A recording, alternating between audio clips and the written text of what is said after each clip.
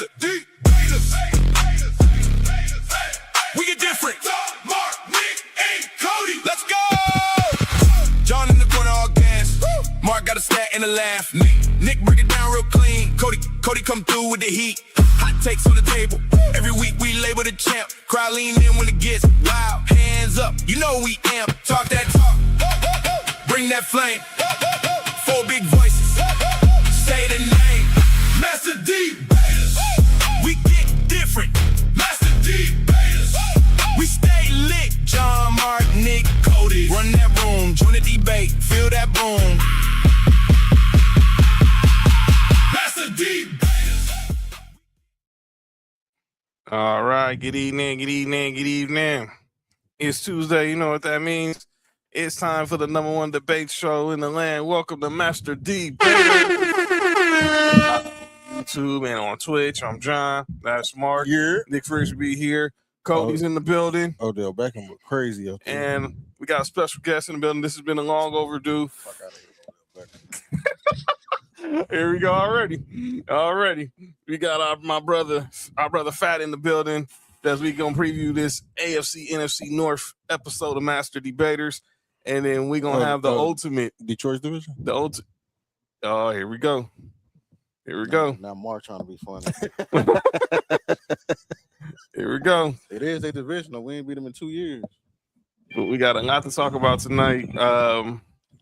Obviously, AFC, NFC North. We're gonna talk a little about the Pro Football Hall of Fame, and some NBA schedule release dropped today.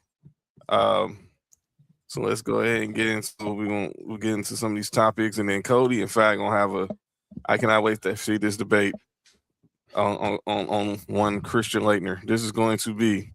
Oh, that's what we debating? We're gonna talk about that. We doing North, and we letting you and Cody go one-on-one on this Christian Laettner. We letting you. This is them. This is them like trying to stir the pot. So Yeah, it ain't gonna take long. Because you really don't have a debate. 400 over 4 points in the NCAA tournament is what I got. No, you don't have a debate. All right, let's go. We can get there. We'll get there. But let's Go ahead, Sean. Okay. So let's start today. We have some news today. The NBA released the opening week schedule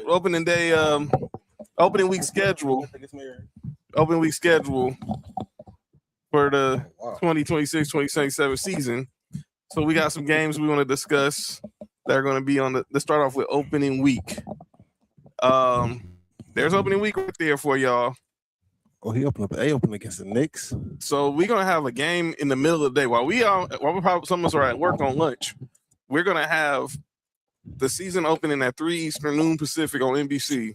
12 or shit. We got the Pistons facing the Celtics in Detroit, but obviously the main event will be the doubleheader in prime time, ring night in the Garden, as the Knicks will host LeBron, Jaylen Brown, and the noon look Philadelphia 76ers. And then in the nightcap, it's going to be the rematch of the Western Conference Finals between the OKC Thunder and the San Antonio Spurs. Then Wednesday on ESPN, doubleheader, Giannis makes his debut with the Heat against the Timberwolves, as LaMelo Ball makes his debut with the Timberwolves. We got Timberwolves versus Heat. I forgot he went to the Heat. And then we got Luka versus Steph when the Warriors come to LA to face the Lakers. Thursday, the 22nd, LeBron, the Sixers make their home debut against the Cavs, followed by Nuggets and the Thunder. Give me this shit with the Packers on the cover of it. And then on that Friday night, we got the Knicks versus the Celtics in Boston. And then we got the Rockets versus the Spurs. And that game is going to happen at the Moody Center, which is where if I'm not mistaken, that's where the University of Texas play, right, Cody? I believe so, yeah. Yeah, so that's going to happen in Austin. And then they announced the schedule for Christmas. We start off with a finals rematch as the Spurs head to the Garden to face the Knicks. Then we got the Heat versus the Celtics. Then LeBron returns to LA as the Sixers take on the Lakers. That was going to be the Christmas Day game. Then we got Thunder and the Timberwolves. Hey, you know what? I got a strong feeling the Lakers fans gonna boo LeBron. They are. And then is Bronny gonna play? I said it's the first time a son and a father and a son have played each other ever. First time father and son face off on Christmas, and then we'll have the Nuggets and the Warriors. But that's the Christmas Day schedule. But man, look what our Christmas looks like as sports fans. All right, so you look at. That's before Barry Sanders. So this is how the Christmas Day looks as fans. We start off with Knicks Spurs on ESPN ABC. Then on Netflix, we have the Thunder. I mean, we have the Fats Bears against the Packers on Netflix. Yeah. And then back on ESPN ABC, we have the Heat and Celtics. And then on Netflix, this is just cruelty. Won't be at work that day. It'll be my Broncos versus Mark's Bills on Christmas. What day is Christmas on this year? It's on a Saturday.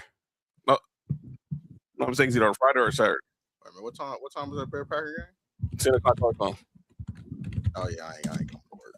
All right. 10 a.m. our time. So then Friday. Christmas on Friday. Christmas on Friday. Cool. Yeah. So then I'm not going to work that night either. I'm already off, so I'm good. I'll be off that day. I'll work half the day. Me too, Cody. I hear you. I'm for sure working the night before though, because that's triple pay. And then Lakers, Sixers on ESPN ABC. Then Timberwolves, Thunder on ESPN ABC. Then on Fox, it's the rematch in the NFC Championship between the Seahawks and the Rams. And then in the nightcap on ESPN ABC, it's going to be Thunder and the Warriors and the Nuggets. Out of all these games, I already know where my bias is. I think I know where Fat's bias is. I know where Mark's bias is. So Cody, none of your teams are playing this year. Usually the last couple, you've had the Texans play on Christmas. Texans have been playing Christmas. They've been playing Christmas the last couple of years. What games out on this slate overall you looking forward to seeing? I mean, of course, the football in general, but by then, either we'll know for sure which one of the quarterbacks is better in a NFC North for sure by then. Which I know now. To Fat's credit, I think his quarterback's better than the other one. How about say I know his quarterback better now. I don't need to wait till and with his fucking jump passes on Madden 27. If anybody saw that video that I sent, and then for sure, I mean, anybody that's a football fan will want to watch the last two for sure. But basketball in general, man, I will probably have the Knicks and the Spurs on in the background, and then I look forward to watching Ant Edwards play. And then I mean, I guess you have to say the 76ers and the Lakers because of LeBron. It's just going to look weird to me. I don't know. LeBron in blue is going to look weird. That's not like it. That's not like navy blue. It's going to look weird to me. For me, of course, I'm outside the obvious. Outside of two obvious. The Laker 76er game is I think it'll be a good game. But I want to see that Thunder and Minnesota Timberwolves game. If everybody's still healthy, I like to see that matchup. Anything with football, y'all know me. Anything with football, that Bears Packers is always usually a good game. That's at the crib too. Yeah. So and we bringing out the city jersey. Yeah. Yeah. Y'all got the city jersey this year? Yeah. Oh, it's the AFC and NFC North. I don't know. I don't know if it's the whole division, but who got the? We didn't do it last year, so we did last year. That's what I'm saying. Yeah. So they doing one division every year. Who got it this year? Is it y'all? I know it's us because we wearing them for that game. The rivalry ones. Yeah, because we're getting a rivalry jersey this year. Nobody knows what it is yet. And so it's the NFC North and the AFC South. Maybe because last year it was. Oh yeah, that could because last year it was us. It was AFC East and the NFC West. Because they're gonna debut them on August 26th. You'll see what the jerseys look like. Yeah. Hopefully they do the polar bears, but all white. But That would be dope. We got a new jersey too. Yeah, it's NFC. It's NFC North and AFC South. So yeah. I know the Packers shit trash. Hey, I don't know, Cody. Y'all red jerseys, absolute fire. That's my favorite. I wish that we would run the red helmets all the time, but that all Texas uniform is hard. But I've seen multiple takes about like it could be space themed, and it might be like moon color gray with the Houston blue in it. But a lot of people saying it's going to be the Houston blue just to piss off Tennessee. Oh, like the Oiler colors. Yeah, and they're gonna run that. They're gonna run something like that, and then run the H-Town helmets that we already have with the dark blue with the I can see that with the H on it. So I don't know. I can see that. But I want a white helmet. I want a white helmet is what I want. I want a red helmet. We have the red helmet, but I want a white helmet. I thought that's the helmet I think we going with. I think it's the white one. I think it's gonna be all white with the bear on there. That'd be dope. I think. So outside of my two squads playing, they playing at the same time on Jones. That's bull. They did that to us last year, but the Lakers were getting curved on by Houston, so I didn't care.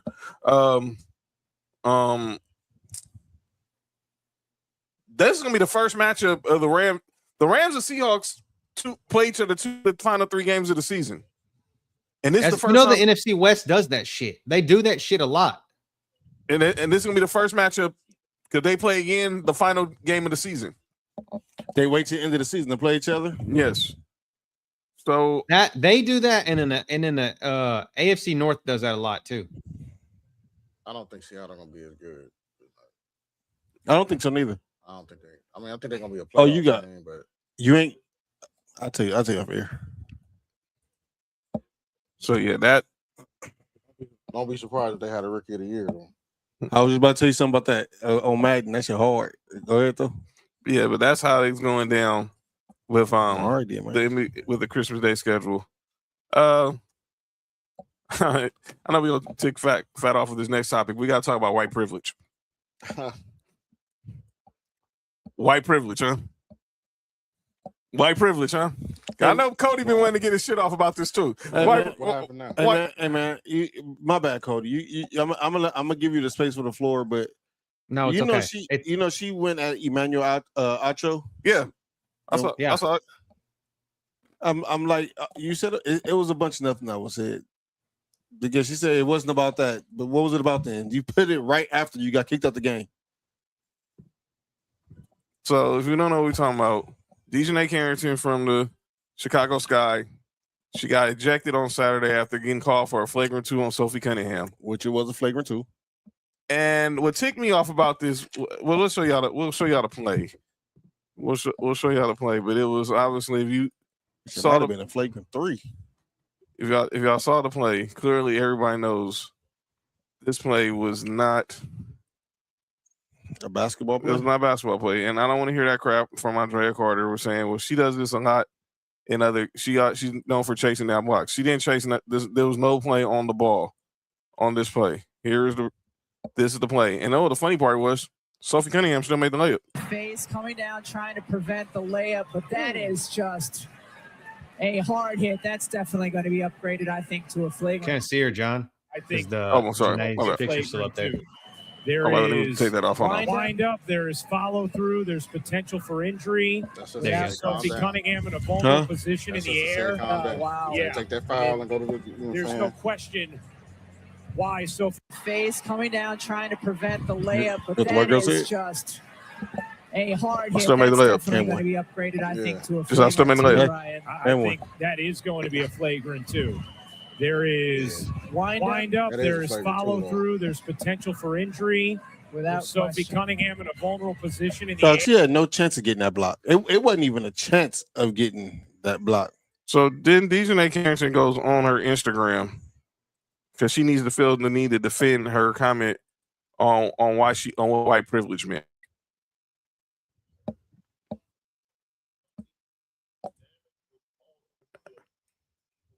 Oh, I see.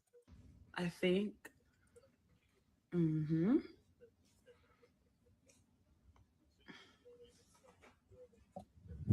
Oh, we want to know, are you watching Indiana? Oh, am I in Indiana? No. I'm in CT, but I will be tuned in. What? I will be tuned in an hour. Oh my gosh.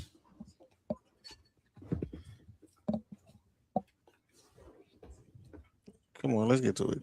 Next hair color. All right. So Ryan Clark was basically saying, and then Ryan Clark said something on the pivot. It's stuff we've been saying for the last few weeks. It's too much noise going on in the WNBA. It's too much. And let's be clear. She want to say that, well, Sophie Cunningham did these same type of fouls and she done got called for him and saying that's white privilege. No, It's not how white privilege. it's not white privilege. If foul's a foul. That is white privilege if all the white girls in the WNBA got away with it. Pretty much. Pretty much. What are we talking about? Like, no, you basically you McKelder. You basically Kevin McKelder. Kurt Ryan. That was white privilege too, right? That's insane. I ain't gonna lie. I hated it right too. Still do to this day.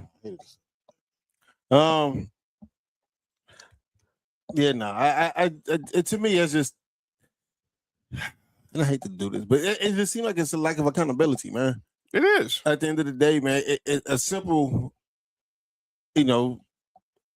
my bad, I apologize. You even got to say it was lapse in judgment. She could have, it just turned out the wrong way. However it is, anything other than white privilege, to me, seemed like, it was tone deaf. It was tone deaf. Straight lack of awareness. Straight total lack of awareness. There's too many people not knowing how to read the room, it seemed like. That's it. But yeah, I wanted to talk about that. All I heard when I saw it was ring bell and dun dun dun, like fucking JBL's theme song, dude. Because that was a clothesline from hell from behind. Like literally, it's what I fucking saw. I mean, that was. She just clotheslined her. I mean, she'd have done that on anybody. She'd have done that on Aja Wilson. That she should have got a fucking technical for that. Like seriously, like who fucking cares, dude?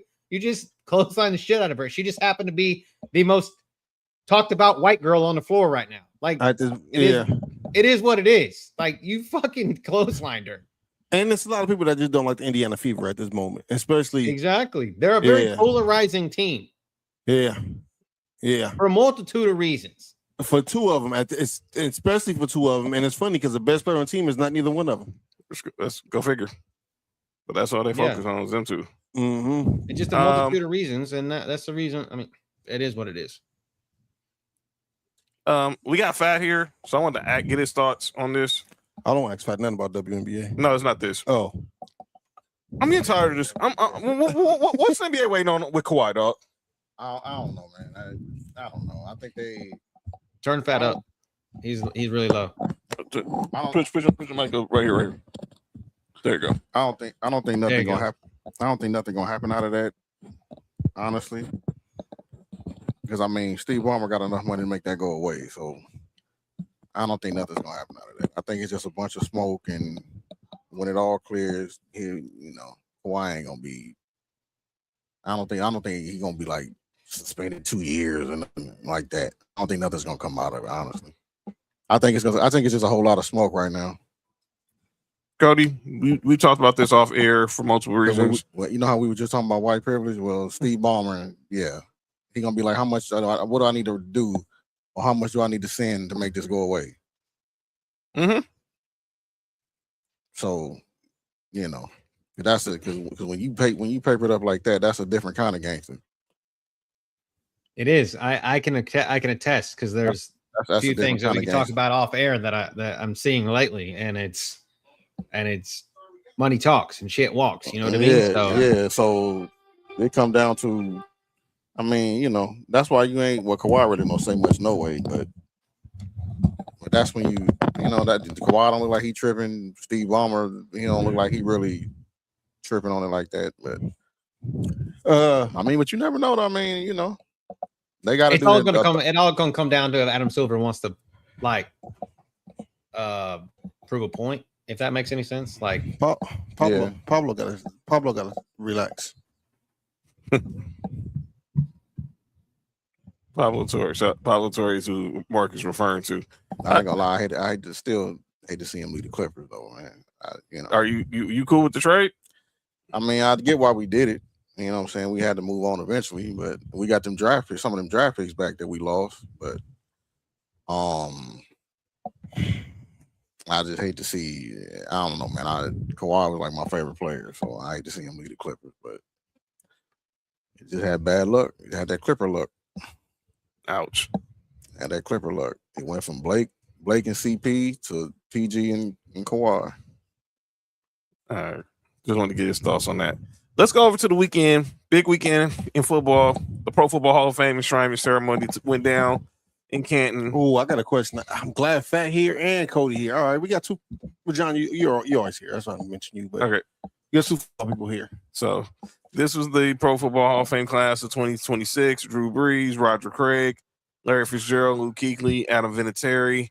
All gave some good speeches. All deserving, by the way. All deserved to get in there. Awesome.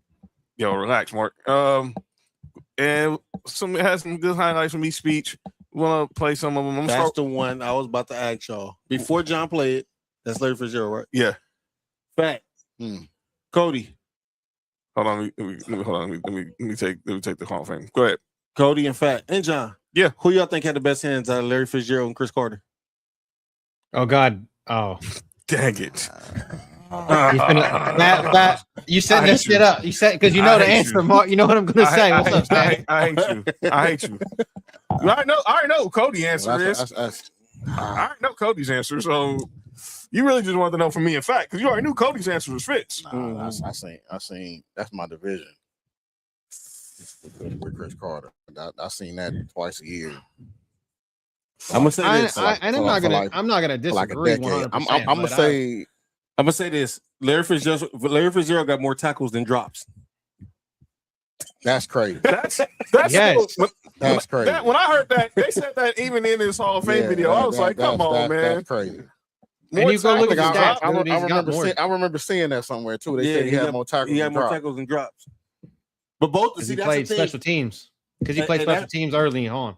And that's the thing, though, dog. Both of them hands was like, okay, I answer that like this. Was Chris Carter? What up, Sam? Sam, what up with it? We still praying for you, bro. That's right. Was Chris Carter hands like that in Philadelphia? We would never know because Buddy Ryan cut him. But he was there. He was good. He was good in Philly. But I didn't hear about him dropping any passes when he was with the Eagles. I think his hands always crazy. Been like I can't even think that I can't believe in my head that Chris Carter was a supplemental draft pick too. So you know what's crazy? Wild. You know what's crazy? It's kind of crazy to say. Both of them Larry Fitzgerald having more tackles than drops, bro. And he played what 20 years? And he a wide receiver, like. And you got to think about it. He played with some. That's when you could go. He would go across the middle. He didn't have a good quarterback all them years neither. So some of them tackles, they showed his quarterbacks. I thought about it. Oh, you don't have to answer that. I heard. But it's like my all-time list. I got Chris Carter ahead of Larry Fitzgerald, so it's hard to. I mean, I'm just speaking on specifically hands. I'm gonna go Chris Carter. I'm mad at that. Me too. I'm not mad at it either. But that's a good question. That's a damn. If somebody said Larry Fitzgerald, I'm not gonna argue mad at it because I've seen Larry Fitzgerald from Pitt to Arizona. Listen, I asked y'all a question. I asked y'all that question without no answer because I still don't know who I would say. Hey, you know what's crazy? If you go back and look at his senior year at Pitt, he can make a case he should have won the Heisman. I remember. Yeah, for sure. I think he was hoed. Yeah, he can make a case he should have won the Heisman. I mean, he wasn't hoed like Rocket Ismail was, but whatever. Here we no go. one was like Peter Ward. Let the bias sleep. Let the bias sleep. Peter Ward, my boy, but he did that to himself. Yeah, no, he was. At Florida State, he was nice though, dog. Yeah, Florida State. Peter Ward was Peter Ward wins the Heisman if you don't get caught in that clothing scandal. Yeah, Peter Ward was on a whole nother level at Florida State. He was, and then he showed it in the national championship game. He went crazy in that. He was like Michael Vick is the second best player on this field. He really did. He said it's not close, really. It really ain't. You think about it. It really ain't. And he was the best player on the field the year before that when they lost to Tennessee. It's just Chris Winkie was hurt. Otherwise we'd have smashed Tennessee too. Yeah. I mean, who knows? Chris Winkie had back problems at 37. He did, I mean, that's how old he was when he was at Florida State, right? It was 28 when he was at Florida State. Same difference. Didn't he get drafted for baseball? Yeah. Yeah. So yeah, he was old. He was like 26 when he got it. Yeah. But if he plays in that national championship game, there's no way Tennessee wins. So I'm gonna play some of the highlights from the Hall of Fame of their speeches. Here's Larry Fitzgerald telling the story. Someone asked him, what did he learn being around Randy Moss? Another player who changed my life was Randy Moss. People ask me all the time what I learned from Randy Moss, and my answer is always the same. I learned nothing. Because there was nothing I could do like him on the football field. They call him the freak for a reason. But what I did learn from Moss is about generosity. He gave me his clothes. He gave me his size 14 shoes. He came to my high school games. He let me use his car. And he even surprised me with the knock for the Hall of Fame. Randy, being acknowledged by you, someone bigger than life, it meant the world to me. And I'm happy. I'm so happy you're healthy, brother. Another player who changed my life. Yeah, so that was Randy Moss. That was right before he addressed Chris Carter about who had the best hands. Both of them hands was cold. Man, I'm probably only going Chris Carter because I'm probably only going Chris Carter because that's my division, and I've seen him more than I've seen Larry. I think we wouldn't have this conversation. And I think it would probably be firmly Chris Carter if Chris Carter didn't play Randy Moss. Right. I think that's like where I think in my head, that's where bias creeps in. That's where bias creeps in. Hey, Cody, bro, I'm telling you, I've seen it every year, bro. He was doing that before. He was doing that before. He was doing that when he was. Oh yeah, I agree. That's what he's saying. He said if Randy Moss never went to Minnesota, you would hear more about Chris Carter. Mm-hmm. I think Chris Carter's time in Minnesota was overshadowed. When Randy Moss got there, Chris Carter was still doing his thing. I don't think Moss overshadowed Chris. Are you crazy? I don't think he Are you crazy? No, I think not overshadowed like that. Crazy. I think Chris still got recognition. Though. He did, but that's he still got recognition. Excuse me, John. He still got recognition. That's like when Pac went to Death Row. They forgot about Snoop. And Snoop became Scottie Pippen. Yes, and Snoop became Chris Carter. Right. Yes. Right. That's exactly that's the point making. Nah, but the only difference was Chris Carter kept producing. Exactly. That is true.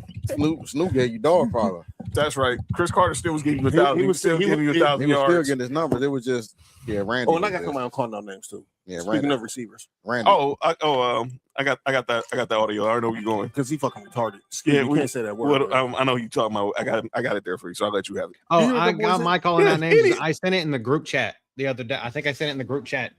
Is it the same thing? Well, I'm trying to remember what was it, Coach? The white girl saying talking about Jalen Hurts and Lamar Jackson. Yeah, you did. I got you. You heard what Sean McCoy said? Yeah, we don't talk about that. But here's Luke Kuechly. You took AB over Jay Ray. It's stupid. Man, get up off of here, man. So here's Luke Kuechly's speech. He talks about that's your homie, man. I get learning early from teammates like John Beeson and Thomas Davis. When I arrived in Carolina, that standard was held by John Beeson and Thomas Davis and was learned from Shout our to Georgia, GM, Dan Morgan, sitting right in front here. His son at Notre Dame. John Beeson? I couldn't have asked for a better person to start my playing career than next to Thomas. Larry Fitz is too. Taught me about effort, toughness, competitiveness, and most of all, having joy in the game of football. That joy can never be taken away, and it helps you find a path forward when this game challenges you. When I arrived in Carolina, that standard was held by... shout out there. This one's going to obviously take us on a little bit of an emotional one. You know something funny about you know a funny quick start. Go ahead about Luke Kuechly. Go ahead. Fucking Hall of Fame and the same age as me, and I'm like, that's crazy. He's almost been out of the league for years than he was in the league. Think about that. Ooh. He only played for 8 seasons. 8 seasons. And got into the He was all pro every year except for his last year. Yeah, that's crazy. So there's your argument about him versus Patrick Willis. I know. I still got Patrick Willis. He better than Urlacher? No. You ain't finna get fat to say that. Come on now, it's levels. You ain't finna get fat to say that. It's levels now. I mean, I like Luke Kuechly and everything, and I get both of them white and everything like that. Calm down. Now. Better than Lance Briggs? Yeah, he better than Lance Briggs. Okay, let's make sure. Yeah, he better than Lance Briggs. Lance Briggs, Lance Briggs was good though. Yeah, he borderline. Was he better than Singletary? Hell no. Come on, John. Come on, John Pepsi spiked. I'm talking about better than Singletary. Better than Singletary. Man, come on. But he's no Urlacher, Patrick Willis, or Ray Lewis. Look, he close to Patrick Willis. He could cover better than at least two of them. Oh, Ray Lewis and Patrick Willis. Definitely cover better than Ray Lewis and Patrick Willis. That's what I'm saying. He was a better coverage linebacker than both of them. He wasn't better than Urlacher though. Not in that. Definitely not. Urlacher was a safety. That's what I'm about to say. Urlacher was a safety in college. Yeah, he was a safety in college. Yeah. So and he. Never mind. I ain't gonna get off in Urlacher. Nigga, people don't know about Urlacher like that. People don't know that. You know what I'm saying? His first year, he didn't play middle linebacker. He didn't play middle linebacker his first year.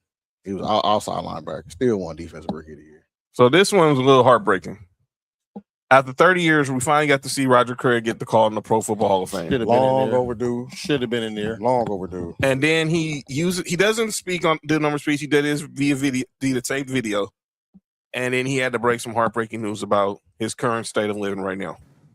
I've been diagnosed with vascular dementia that my doctors believe may be related, at least in part, to the concussions I experienced during my career.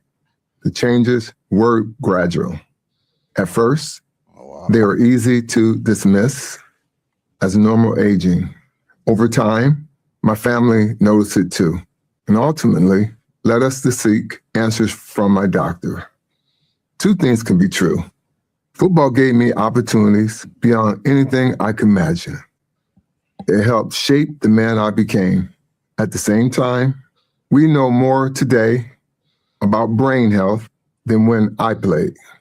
And I hope sharing my story encourages people to pay attention to their health and seek help when something doesn't feel right. I want people to know this diagnosis doesn't define me. I am still Roger Craig. I am still a father, a husband, a teammate, a friend, and someone who loves this game and the people who brought it to my life. If sharing my story helps even one family or one former player, then it's worth it. Football gave me everything, opportunity, discipline.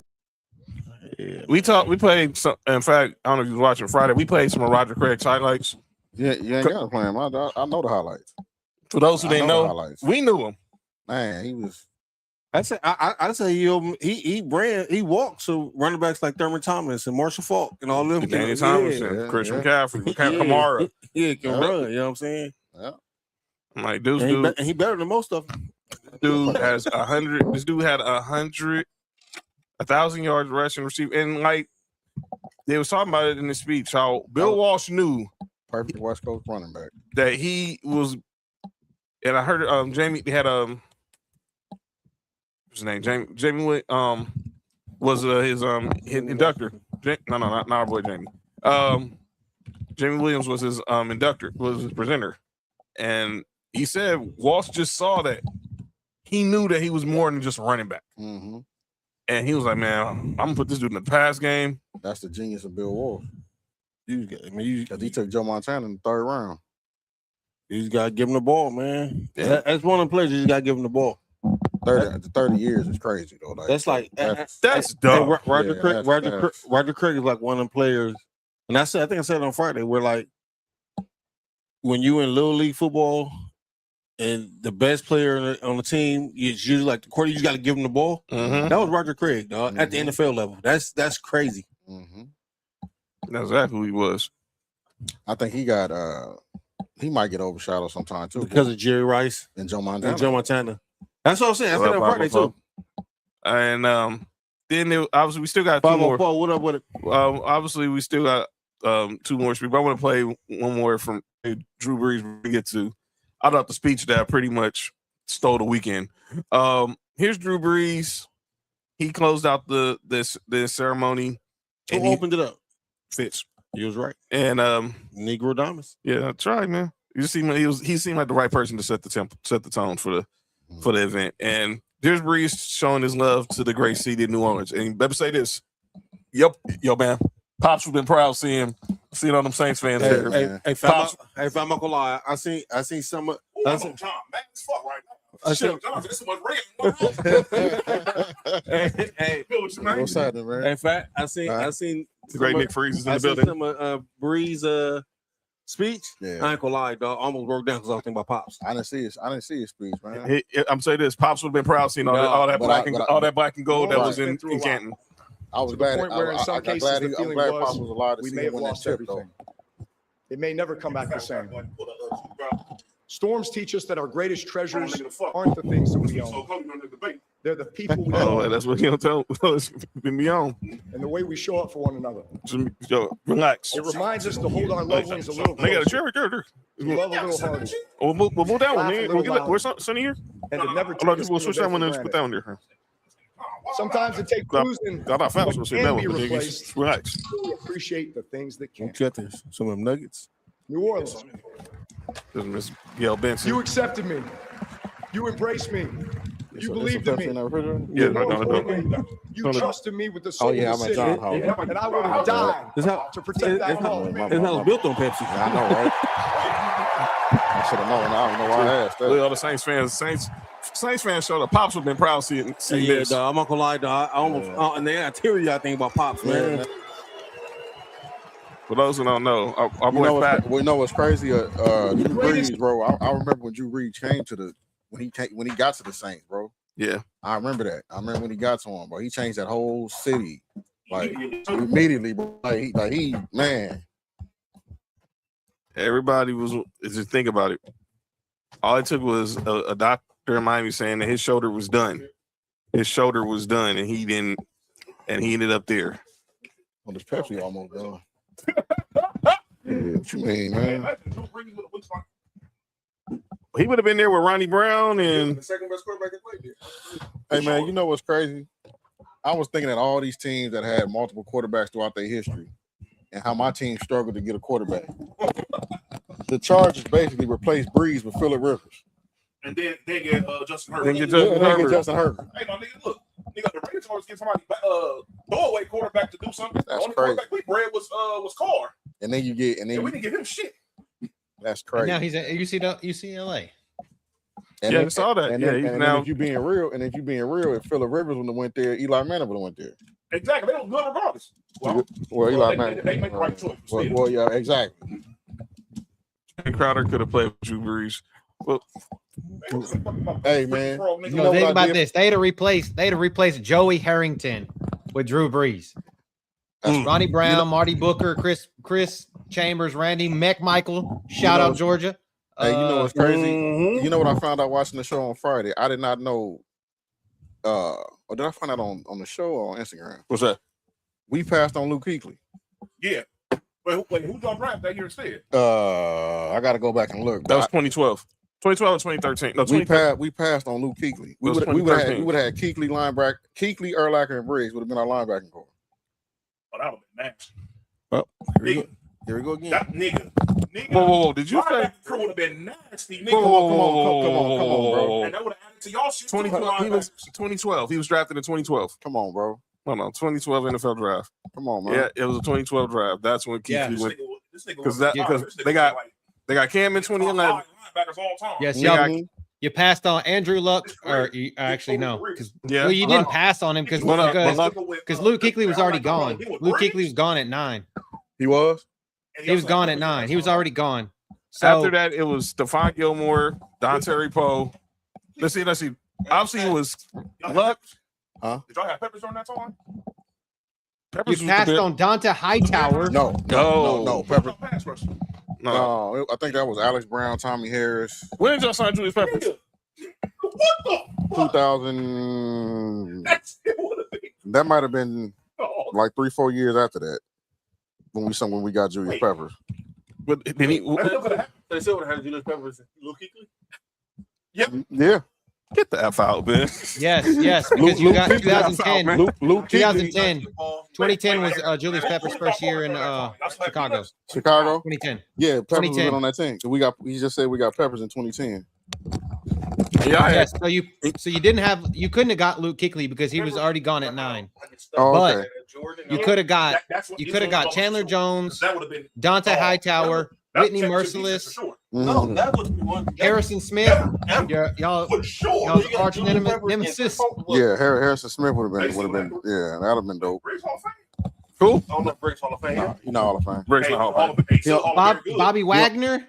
He was Hall of barely most. Oh, yeah. Bobby Wagner didn't go to what, 3rd, 4th, 5th round? He went the second round. Oh, he went the second. Bobby Wagner went the second round. Mm-hmm. They took Alshon Jeffrey instead. I can't be mad at that. Alshon Jeffrey. I wouldn't be mad at that either, but but I can't stand him now though. He a mark, but I know he went to South Carolina. I don't know why y'all draft that nigga. he was all pro with us. South Carolina, South Carolina fact. He left on. That's like Duke niggas. He left on a bad note. That's like Duke. He left on a bad note with the Bears. It's like Duke. That's like Duke. You bring up Alshon Jeffrey to a Bear fan, they whole move gonna change. All right. Let's go ahead and I'm going to play the speech of the weekend. That's Adam Vinatieri. This dude was roasting everybody. My whole move changed these Nuggets. Fire. Oh, yeah, for sure. Hey, I don't know what KFC niggas went to. And you go to KFC on like certain days, $10 buckets. $10 buckets. No, on Friday they got 24 nuggets for $10. Yeah. Today's the legs and thighs. Today was the leg and thighs for $10. I'll be there Friday. Yeah, you good, Nick? Especially right by there, son. Yeah. Yo, so here's Adam Vinatieri taking a shot at Peyton Manning. The city. And Peyton? Yo, you good? Thank you for generously donating your forehead for today's teleprompter.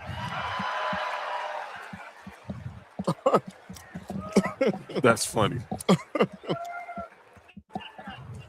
A gigantic forehead means a big brain, and your football IQ is unmatched, buddy.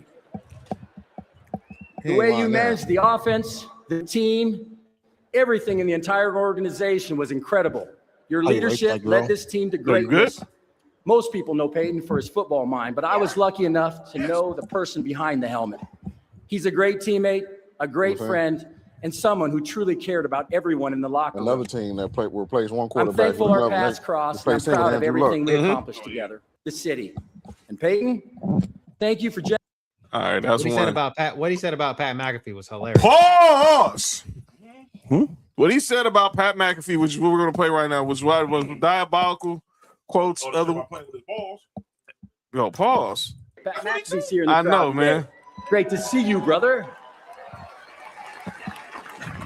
The only person who enjoyed holding my balls more than my wife.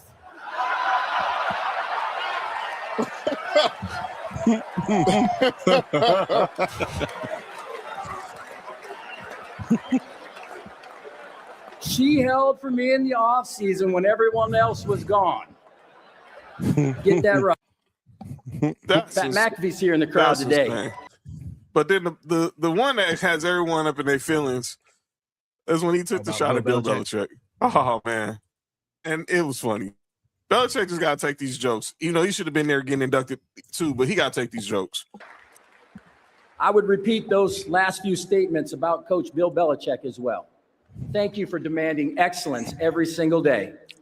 Your preparation, discipline, and attention to detail shaped far more than my football career. Unfortunately, Bill couldn't make it here today. There's a lot going on at UNC right now. He may be on a recruiting trip right now looking for the next Lawrence Taylor. I thought it was because training camp had already started, but in truth, it's because he's judging his girlfriend's cheerleading competition.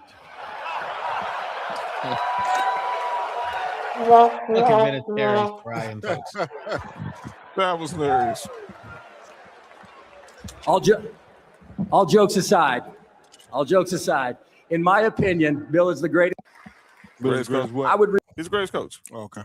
So let's go ahead and look ahead to 2027. So we have a loaded. Hey, John, before you look at that, is my boy in the Hall of Fame? Who's that? Who? Ricky Waters. No. See, man. No. Okay. I can tell you. What they say every time they bring his name up? For who? For what? For what? That's the first thing they say every time they bring his name You up. said for who? That's For what? fucked up. This nigga got like 12,000 yards or some shit like that. Yeah, this nigga the Hall, man. Stop hating. He got like 1,000 yards for 3 different teams. Yes. Eagles, Stop hating on this nigga. Niners, Eagles, and Seahawks. Niners, Eagles, and Seahawks. Yep. So here are the guys who are going to be notably eligible for 2027. Adrian Peterson. Yep. Automatic. Gronk. Yep. Automatic. Richard Sherman. No. Hey, second ballot. Big Ben. No. No. Not first ballot. Cam. Not first ballot. Cam, no ballot. Andrew Whitworth. Yeah, maybe. I can see that. That nigga's he was very good. Remember, niggas was talking shit, talking about he was washed when he left Bengals. Yeah, he went to the Rams, had a Hall of Fame. He was all pro the whole time he was there. They had a Hall of Fame career there. Basically, Gerald McCoy. No. And then this one's going to be what that's everyone going to debate. Antonio Brown. They hate though. If it's football wise, yeah. Yeah, that's what I'm saying. It's gonna be politics. Look, if Ricky Waters ain't in, my niggas. If it's football, it's definitely politics involved. If it's football wise, AB should be in. Without a doubt. Yeah, AB had to. But he wouldn't get in first ballot no matter what. Receivers don't get in first ballot Hall of Fame. Nah. So Ryan, then Jerry Rice is the only one, right? Jerry Rice, Steve Largent, okay, and Steve Largent. Wait, didn't Larry get first time? Now Larry, Larry, and Moss, and Moss. And Moss. Yeah. Yeah. Him and Moss had a Hall of Fame jacket after the 4 touchdown game against the Cowboys. Honestly, no, he didn't. No way, Sam. He had a Hall of Fame jacket. No way. No way. Richard Sherman is not automatically in the Hall of Fame. No. I don't think Richard Sherman's automatically. No, I don't think so. No. Sam said he is. I'm telling Sam no. There's no way. Richard Sherman's got his career. I'm saying would not be the same without the other two. I don't think he gets into the Hall of Fame, honestly. Who? Richard Sherman. I think he get in eventually. He gonna get in because that Legion of Boom. I about to say if he get in, he going in as a Legion of Boom. I don't think he gets in by himself. You got him. The nigga won Defensive Player of the Year, right? Who? He didn't win Defensive Player of the Year, right? Who? Richard Sherman. No. All right. Well, he's not getting in. That nigga was the face of one of the. He had a cold run. One of the best defenses of all time. Bobby Wagner was the face of that defense in my eyes. Not at that time. I think it was Cam Chancellor. Not the face. Cam Chancellor might have been he was the best player. He might have been the best player when the face of it. But the face of it was definitely Richard Sherman. The face of it was Richard Sherman. He was the face of it for sure. Y'all think so? Yeah, for sure. That's the thing. I think that you're saying. I think that they're right. Football knew it was. I just think he was the loudest one. But that's what makes him the face. I made him the face though. What'd you say, Cody? I don't think. I think that you're right that he was the face, but I don't think he was even the best of the three. He wasn't. He was. I think he was the worst of the three. He wasn't better than Cam Chancellor or he was the best corner. Oh, well, he might have been the 4th best player on that defense. Bobby Wagner, Cam Chancellor, Earl Thomas, Cam Chancellor, Earl Thomas. Earl Thomas is better. Earl Thomas is better than. Yeah, man, come on, we're not even thinking about that, dog. All We're right, not doing that. Richard Sherman or Michael Bennett? Richard Sherman. Richard Sherman. Averill? Richard Sherman. Okay. Richard Sherman's the 4th best player on that defense. KJ Wright for sure. Yes, he better KJ Wright. Best player on that. Michael Bennett is the only one you would question about, but he's the 4th best player on that defense. All right, let's play. I'm gonna play y'all. This is what Ryan Clark was saying about the Hall of Fame. Gonna have a little bit of a issue with dealing with hypocrisy about this 2027 class. I think the first thing I'm not Fred, right? So whenever I have this conversation, I try to have it from the space of a person that's not going to the Hall of Fame, that won't be considered for the Hall of Fame, that will never be one of the people nominated. Let me say that. So I respect everyone that has a gold jacket. I respect the people who put those players or select and elect those players to be in there. But something has to change. Like, I got to stop going that it's going to be from 4 to 9, right? If they're a Hall of Famer, if you believe that at some point in this person's career or in this person's life, they're going to get a gold jacket, they're going to get a bust, and they're going to get into the Hall of Fame, don't make them wait on some petty bull crap. Right? If we got to start getting into the numbers and convincing people that people are supposed to be in the Hall of Fame, then they ain't supposed to be in it. You look at this year, Richard Sherman should be a Hall of Famer. Antonio Brown should be a Hall of Famer. Rob Gronkowski should be a Hall of Famer. Ben Roethlisberger should be a Hall of Famer. Adrian Peterson should be a Hall of Famer. If you walked into a room of executives, players, coaches who were in those people's era and said, hey, do you think this person was a problem? Do you think this person is a Hall of Famer? Everybody in the room gonna raise their hand and say they should be in, so why do they have to wait? Now you say if you're gonna push those dudes through, then Eli Manning still waiting. We saw what they did Bill Belichick last year. Willie Anderson still waiting. T. Sizzle still waiting. Rodney Harris is still waiting. Fred Taylor is still waiting. All these people are waiting because we got to live by these rules. The rules should be, if your career said that you are a Hall of Famer, when it's your time, when your 5 years go by, we should put you in.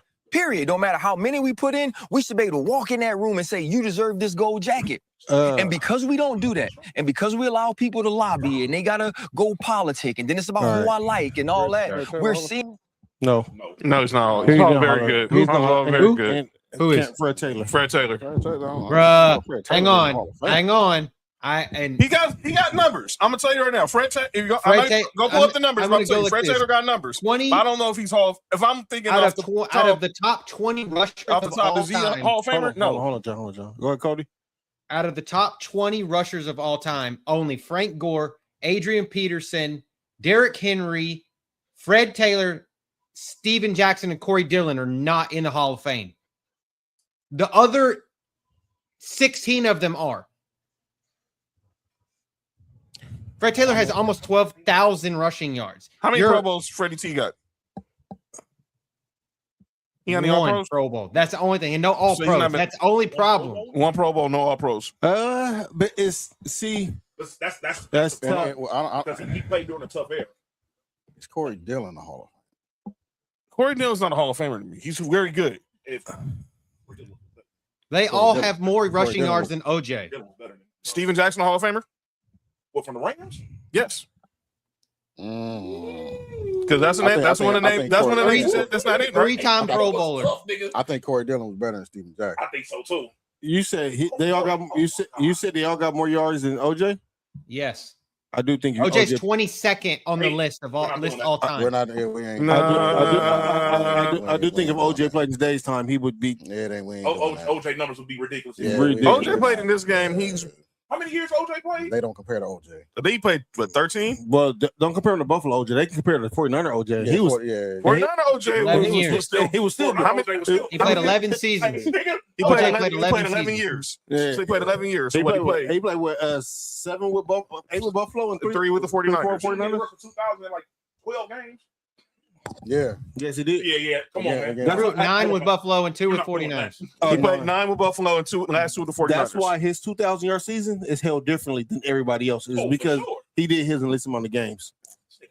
2000 in 13 games. Speaking of Jerry Rice, ain't that what y'all said? Jerry Rice had 19 touchdowns in a shortened season. Yeah, he had 22 and 12. I think he had like 20 and 12 games or something like that. So do we think that Derrick Henry is a automatic first ballot Hall of Famer? I think Derrick Henry's Hall of Famer. What? I think Antonio Brown better than Jerry Rice. LaShawn McCoy. Wait to call out names, Nick. Just wait to call out names. LaShawn McCoy said that. Just wait to call out names, Nick. All right, look. And we're serious too. I'm not about to serious. Yeah. Yeah. All right. Final and a kicker won MVP that year. That's what I'm saying. Exactly. 17. Exactly. Some niggas get 22 touchdowns in 3 years. Exactly. All right. Final topic before we get to the debate. Huh? Fred Taylor's crutch is he played at Jacksonville. That's the problem. That's the problem. Fred Taylor's the biggest thing is he wasn't better than AJ Green. He a Gator, so I ain't putting him in there. He wasn't better than AJ Green. And I'm a huge AJ Green fan. He wasn't better than AJ Green. Who was better than AJ Green? Julio AJ Jones. Green just scored more touchdowns. Wow, that's a good debate. AJ Green. I ain't gonna lie. Hey, man, I ain't gonna lie, man. AJ Green. I'm a little biased with AJ Green. AJ Green, I had him on a lot of my fantasy teams. AJ Green was better in college. Nobody wants to hear that, Mark. Mark, nobody wants to hear that. That's Homer bias for us. Yeah, hold on, Mark. Hold on, nigga. Remember, Hey, AJ Green got picked ahead of Julio Jones, and his season got I'm gonna cut tell you short. something crazy about that. I'm gonna tell you something crazy about both of them. I seen Patrick Peterson shut both of them down in college. That's crazy. That Pete was good. I hear what you're saying though. That's a good debate though, because it is like they was both 5 stars out of high school. AJ Green was better, man. They both went to the SEC. And Brian Clark was wrong. You can't have 25 niggas in the Hall of Fame in 1 year, Brian Clark. No, you sure can't. So relax, and Ben Roethlisberger is not an automatic Hall of Fame. He was wrong on that too. No, Eli Manning is not an automatic Hall of Fame. The thing is, what the problem is, if Ben Roethlisberger does not go in, he's not a Hall of Famer. Period. He's not just because he beat Brady, don't mean he's a Hall of Famer. Nigga, this nigga got damn many interceptions and touchdowns. Come on, bro, and man, come on, man. This nigga had 20. Led the league in interception like what 4 years or something Nigga like that. had 20 plus interceptions for like 4 straight years. Like knock it off. talking about Roethlisberger. 117. Hey Nick. No, 117 and 117. Eli, that's his overall record as a quarterback. That's the definition of mid. 117 and 117. But That's mid. But I'm gonna tell you what Eli. His last name. I'm gonna tell you his defense though. His last name. His defense. If Joe Namath is in, Eli should get in. Joe Namath should be in either. Exactly. But we know why Joe Namath got in. Exactly. It was politics behind it. Yeah, it was. Yeah. He predicted the game, and that was a big game in the history of football. Yep. Well, he left for the Jets. He shouldn't have been in anyway. Well, the thing is, but I agree, he shouldn't be in the Hall of Fame. He came. if Roethlisberger don't get in next year, if Roethlisberger doesn't get in next year, it's going to be at least 2 years before he gets in. Because you're not getting in with Brady. Brady's going in at 28. No quarterback is going in with Brady. Brady shouldn't be first ballot either. It was his name to go first ballot. Excuse me, Nick. Belichick Shouldn't go first ballot. Belichick in first ballot. Excuse me, Nick. If you go politics all the way. I dare the voters keep Brady out. Don't do that, boy. I'm gonna say I know Tom Brady when he get in, I know he's gonna keep his speech real classy. Hey man, if I was Tom Brady, when it's time for my speech, nigga, I'll pop so much shit. You know what I'm saying? I'm not even going in as a Patriot. Yo, if he went in the Hall of Fame, I'm going as a Buck. No, if I was him, I'd go in as a Patriot. I'd just get up on the thing and be like, man, who's the second best quarterback in this Hall of Fame? I'd be like, I'm going as a Buck. You know why? Because y'all said I couldn't win it without Belichick. They showed did say that. They showed did say that. I said, They showed did say that. And I'm the greatest quarterback of all time. I don't care what y'all Niner fans say. That's what he said. Basically. No, greatest quarterback. I get up there. I get up there and be like, so who's the second best quarterback in this Hall of Fame? That'd be my speech, honestly. Right. That would be my speech. The one whose head was a teleprompter. No, Brady for sure should be first ballot. But yeah, you gonna politics all the way. Oh, they gonna politics. The nigga with the coach with the most rings not going in first time is crazy. Yeah. I'm sorry. I don't give a fuck what's going on. Yeah, they definitely politics. I know Bill Belichick. I know his Hall of Fame speech gonna be short and sweet. I wouldn't even be there. I'll pull a TO, nigga. That's like the Kawhi of the NFL. Yeah. Oh yeah. Hey, I sent somebody up there that look like me up there. He gonna send his girl.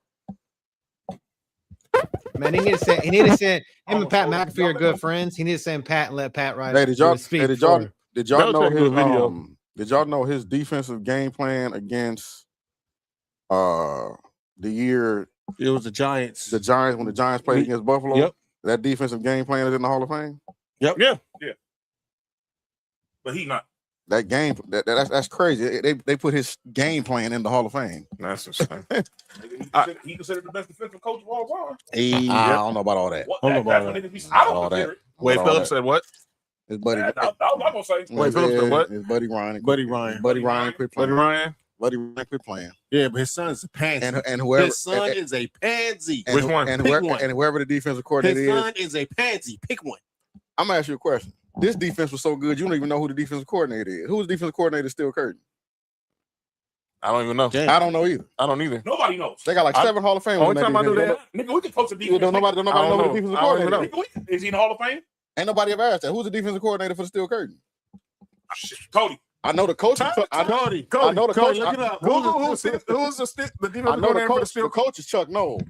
Who was the defensive coordinator? It wasn't Dick Give me the year, like what year? What specific year do you want to know? That's like 70s. In the 70s, like 72. That's like the mid 70s, 74. 74, yeah. Monty Kiffin, another defensive coach legend. Rest in peace. Yeah, Monty Kiffin. Yeah, he was good. Tony Dungy too. By the way, that's another one. Bud Carson. Who? Bud Carson. Bud Carson? Yeah. That name sounds familiar. That does sound familiar. I know who that is. Yeah, I know that does sound familiar. Bud Do Carson. you know who not going to fame? Hold up. Leslie Frazier. I knew you gonna say that. This dude. This nigga, man. Dog. Hey, Leslie Frazier was all pro corner with us. I don't care what he was with y'all. Because people forget he was a starting corner on that 85 Bear team. He should have been starting on the corner when we gave 13 seconds. Marcus, man. How Holy about that? shit. Bud Carson was the defensive coordinator of the Steelers this in is crazy. 1973 to 1977, was also defensive coordinator for the 1978 to 1981 Los Angeles Rams. So did he coach the Fearsome Foursome too? Goddamn, he was the fucking defensive coordinator of the 97 Rams and the 94 Eagles and head coach of the Cleveland Browns. That from name 89. did sound familiar. Oh, As 94. soon as you said 94 Eagles. That was Reggie White. Wait, yeah. No, that wasn't Reggie No, White. that was That's the who just died, huh? No, that wasn't Jerome Brown either. That was 91, 94. 91 through 94. That might Well, have Reggie was there in 91, wasn't he? No, 94. You said 91, 94, Cody? Reggie was there. He left he signed with the Packers. Did he say 94? Did he say 91 through 94? 91 through 94. Yeah, Oh, Reggie yeah. White was there. Yeah, that was Jerome Jerome Brown. Brown was there. Clyde Simmons, Seth Joyner. Yes. He was also the defensive coordinator the years of the New York Sack Exchange for the Jets. Oh, so he had the New York Sack Exchange with the Jets. Fuck them. So every defense he had was legendary. Hey, why is nigga in the Hall of Fame? No. How is he not? Nigga, he got two defenses named after what he. Three. Oh yeah, three. Three. Got three defenses named. Well, the Fearsome Foursome was a porn name too. I watched on Twitter. This name Mark. This nigga Mark, boy. Not the one with. Relax. But just how you go from Tuesday morning? But just him going from the steel curtain to who was the one he said the Rams with Marlon Olsen and Deacon Jones. Deacon Jones. 78. So 78. Yeah, put him in there. Jack He should not be in the Hall of Fame. Jack Youngblood. Yeah, man. I'm sorry, that's crazy. Yeah. This nigga was a cheat code. This That- nigga. yeah. This nigga. What year was the Fearsome Foursome? First ballot Hall of Famer. Get the fuck out of here, nigga. Mark. This nigga should still be at Florida. He showed it. Why? He wouldn't be starting? He would on this Florida team. On this No, he board, wouldn't. He'd be starting. Do y'all remember him in Florida? You see the Florida quarterback? Okay. You seen him at Florida? Okay. They started with him. He didn't coach the Fearsome Foursome was in the 60s. Oh, okay. Okay. But he was on that team that had that got to the Super Bowl probably with Ferragamo as the quarterback. With Jack Youngblood and all them, the dude that played with the broken leg. Yeah. Both the Youngblood brothers, yeah. That was still a great defense. He said Sam just said it because the Rams face Isaiah Robertson and Jack Youngblood was on that defense. All right, yeah, I remember Isaiah Ryder. Robertson. Oh. This dude. He was a G at UNLV. Yeah. Trying to tell you, dog. I used to want to go to UNLV when Turk was there. A lot of people did. Oh, a lot of people did. Same thing UNLV talk. A lot of people did, man. A lot of people did, man. Hey, Mark. Be quick. I guarantee Larry Johnson's name is gonna come up at the end of the show. Larry Johnson's name is gonna come up at the end of the show. Hey, I'm just saying, I want to play at UNLV because of Tark. Yep. Rest in peace, man. RIP. Final topic before we get to our debate. The Madden movie is official. They have a date, November 18th. It's going straight to Prime Video. It's not going to be in theaters. They should put it on EA Sports. And Christian Bale's playing Al Davis. Wait, Christian Bale? That's Christian Bale. Ain't that Batman? Yes, he's playing Al Davis. Relax, fam. Relax. Go to Batman. I hope they do my Just boy do it, John baby. proud. That's what he told Robin. Hope they do, you know, Mark. Mark, relax, dog. Gonna be shady with my boy John Madden, man. For real. All right, y'all. It's that time. Let's go.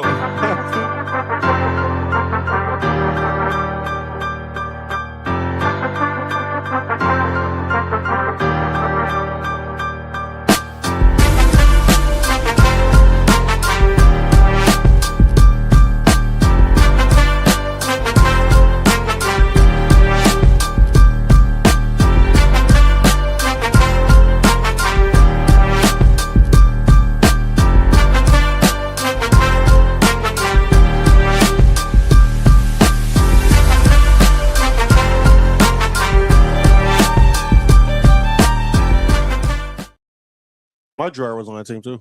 All right, y'all. It's that time. It's time for our Master Debaters Debate of the Week. And we continue on our two-a-days. And this time, we're going to the NFC and the AFC North. So our boy Fat is here, repping for the Bears. Shout out to Fat, not the Bears. So we're gonna get this going. Bears. So we're gonna get this going. I have no problem with the Bears. I just gotta talk shit when Fat here. Y'all know I don't never say nothing about the Bears except when Fat here. Yeah, that's it. All right, Cody. Let's go. What we want to talk about? So let's talk about these are actually the standings from last year of how the team finished. Yes.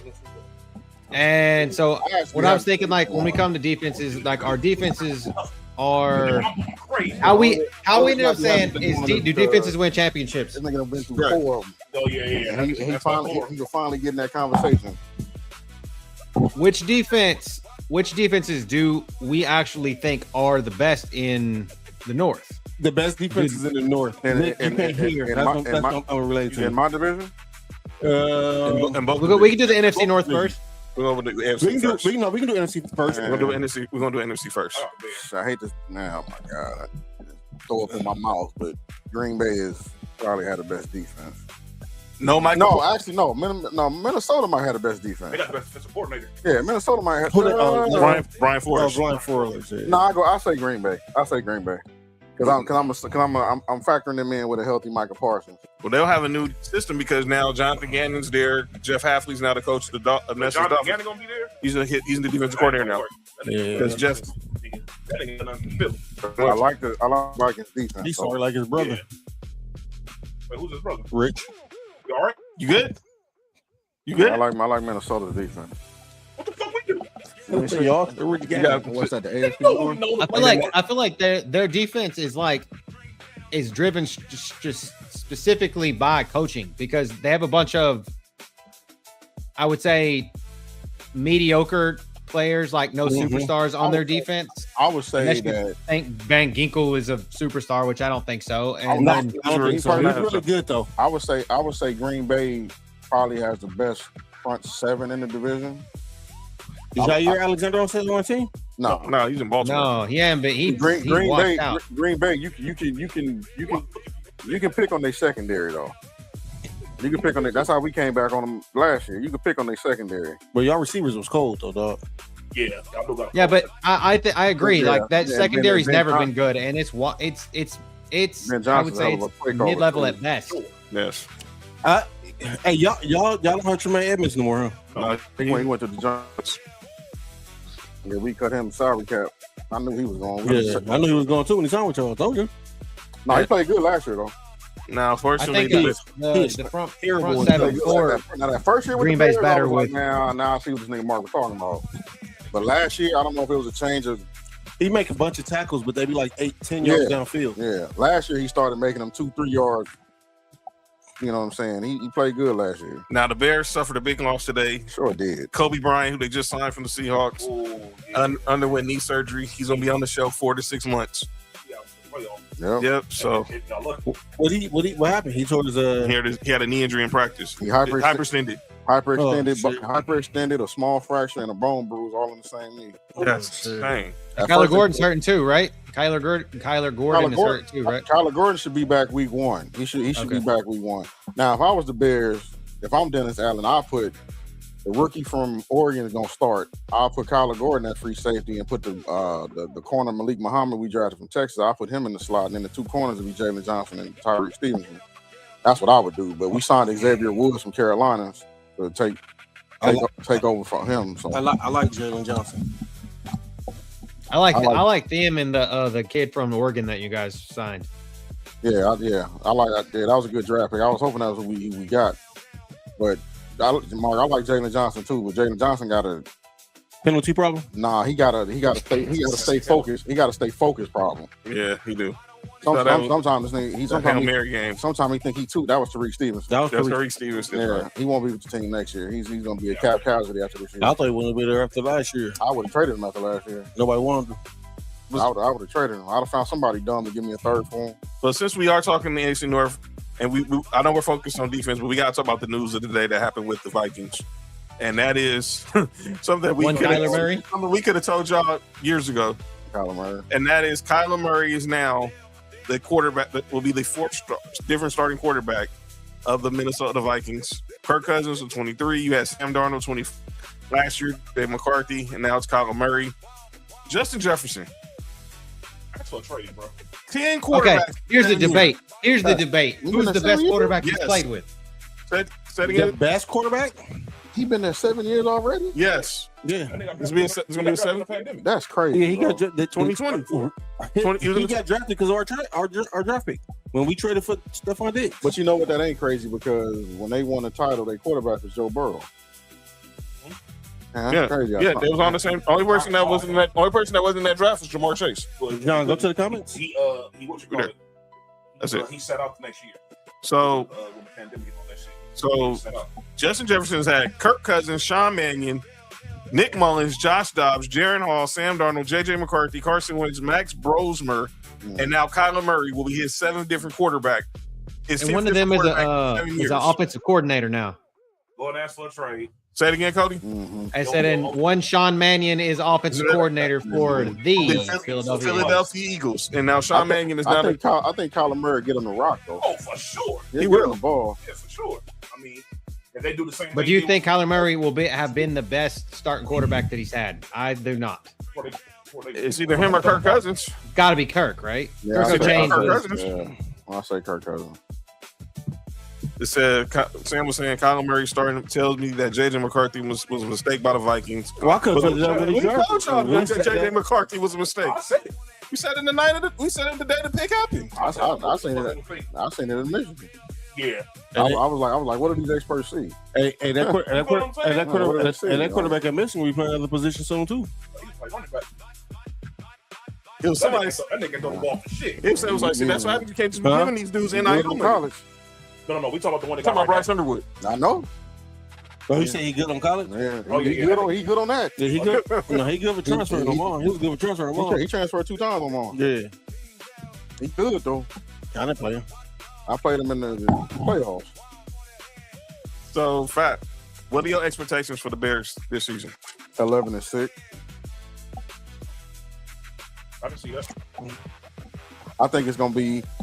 I think 11-6. Don't be surprised if 11-6 is a 3-way tie in that division with us, Green Bay, and Detroit.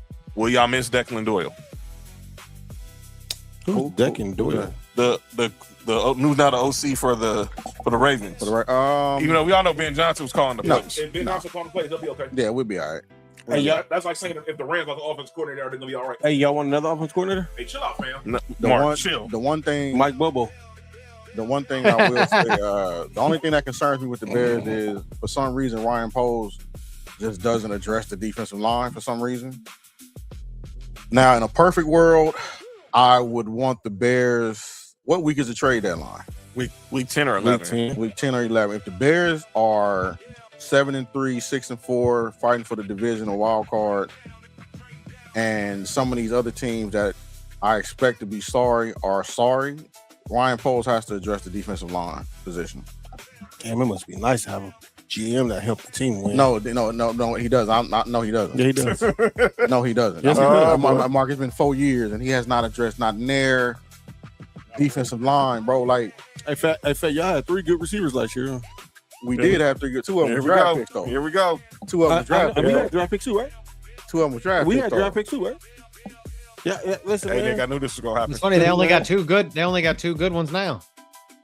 I knew this was gonna happen. How many good ones? He out for the whole preseason too. Who? Luther Burton. Yeah. He'll be back week 1. Yeah, I don't feel bad for him. His dumb ass should have went to Georgia. Oh, if he'd went to Georgia, he wouldn't have been hurt. All right. I don't know how that correlates. He's a baller though. Because he played in Missouri. Yeah, I know. He came down to Missouri and Georgia. He should have went to Georgia. He did. Luther Burton is a baller, man. It is. He is. Because Todd Gurley better than Ashton Jensen. Rome got to step up. Rome got to step up. Colston Loveland is going to be a beast, but oh yeah, I like Colston Loveland. Rome got to step up. He do. Rome Dunze. Yeah, he got to step up. All right. He looking good in camp though. So you cool with y'all? So you was cool with y'all letting sending DJ Moore to March Bills? That hurt my heart. I didn't want DJ to leave, man. But I know why we did it. We did it for salary cap reasons. Because we saved like 17, 18 something million like that by releasing him. I just hated to see DJ go, man. DJ was a baller. I think he just didn't want to play with Caleb Williams. I think he only had like 678 yards, something like that last year, right? Well, I mean, not like that. He missed a couple of games last year, but he wasn't. Caleb connection with the. I didn't agree with that. That got drafted was way better than I didn't agree with that. I thought you got to get the ball to DJ. That's how we beat Green Bay. The DJ shirt. That's how we beat Green Bay. DJ, it's because he's hurt. I think the problem is that he's straight. I'm telling you, put DJ Moore with Josh Allen. I'm telling y'all. No, they've been having a connection in the he's a baller. DJ in the off season. It's just his contract was so we had to cut him. We didn't have to cut him, but once I seen Luther Burden balling and once I seen Rome, I was like, yeah. Hey, Fat, that's dope. When you got one good player, then y'all just draft another good player at that position. And it must be nice, man. I think we decided that Green Bay probably has the best front seven. Right. I think who has the best secondary? Detroit. Kirby Joseph, Ryan Branch. The best secondary. Are you asking that like everybody's healthy? Yeah. The Bears. If you're saying everybody's healthy, like you saying like Kobe Bryant, the dude from Oregon, Jalen Johnson. Well, I'm not putting Kobe Bryant there because we know he's not playing, so we can leave him out. Yeah, no, but we can leave him out. The best secondary I say is either Detroit or Minnesota. It's one of them. I think Jalen Johnson is definitely the best corner in the division. I don't disagree with that. Secondary. You said you agree with that? Who I agree with that. Kobe, that Jalen Johnson's the best corner in the NFC North for sure. Mm-hmm. I feel like the safeties, the two safeties in Detroit are better. Yeah. Kirby Joseph and Brian Branch. Yeah, they definitely they're the best safeties. Yeah, I think Green Bay has the best defensive player in the division. Yeah, and I think Detroit. Micah. I think Detroit has the second best with Adam Hutchinson. Micah. I think Adam Hutchinson is the second best in the division. Aiden Hutchinson. That's what? Pass rusher? Yeah. In the division, who else do you think's better than Hutch, John? Other than Michael Parsons. I'm with you. I'm not mad at that take. Nick said he might have Hutchinson over Michael Parsons. That's who I was going. I was thinking that he was better than Michael Parsons. I might have Hutchinson over Micah. He gave up too much in the run, man. Like that. Yeah. Let's go to the AFC. Speaking of good pass rusher but bad run defender, the AFC North. He's went to the Ravens. Oh, Trey Henderson? Mm-hmm. He can't stop the run for shit. He should have been. That's why I'm telling people back should have come to Denver. You're not even trying to pay, but not. Hey, you're right. He should have been a Bill. He should have been a Bear. That nigga played for Dennis Allen in New Orleans. I think you can just look at this. In New Orleans. Should have been Denver. In fact, he should have been a Bill. I agree with you. But you know who our GM is? Brandon Bean? Our GM just don't like addressing the D line. I don't know what it is. Like he addressed everywhere on the field except the defensive line. Like, so the Ravens as a whole have had a good defensive tackle for Richard Seaman. So who's the best defense in the AFC North? In the AFC North, it's gotta be man. It's Steelers or the Bengals, dog. It's the Ravens. You said the offense or the defense? The Bengals. I'm just say, hold up, nigga. Like you said the defense. You said defense, nigga. They even got the worst defense. Come on, man. Worst defense in the league. Come on, man. Actually, you know what? I'm gonna say. Well, the Steelers.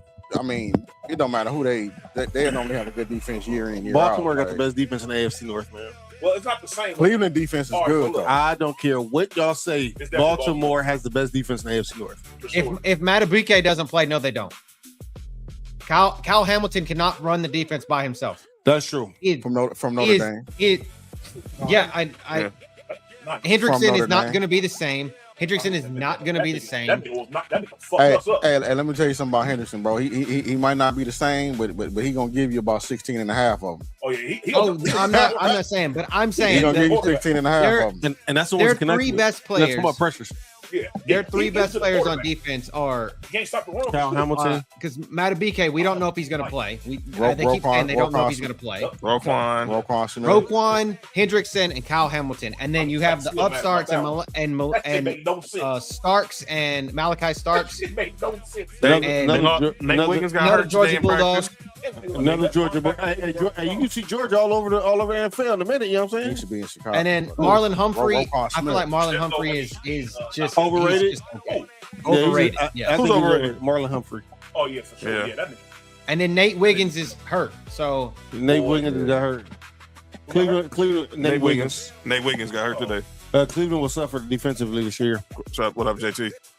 JT, what up with obviously they gonna have Miles Garrett, but that's not acting like Garrett versus just Garrett versus. They got a good young defense. Yeah, they're going to got the corners. They're going to got Denzel Ward. They're going to be good. They got good safety. Their defense is good. I don't think you think they'll be better than Steelers defense. No.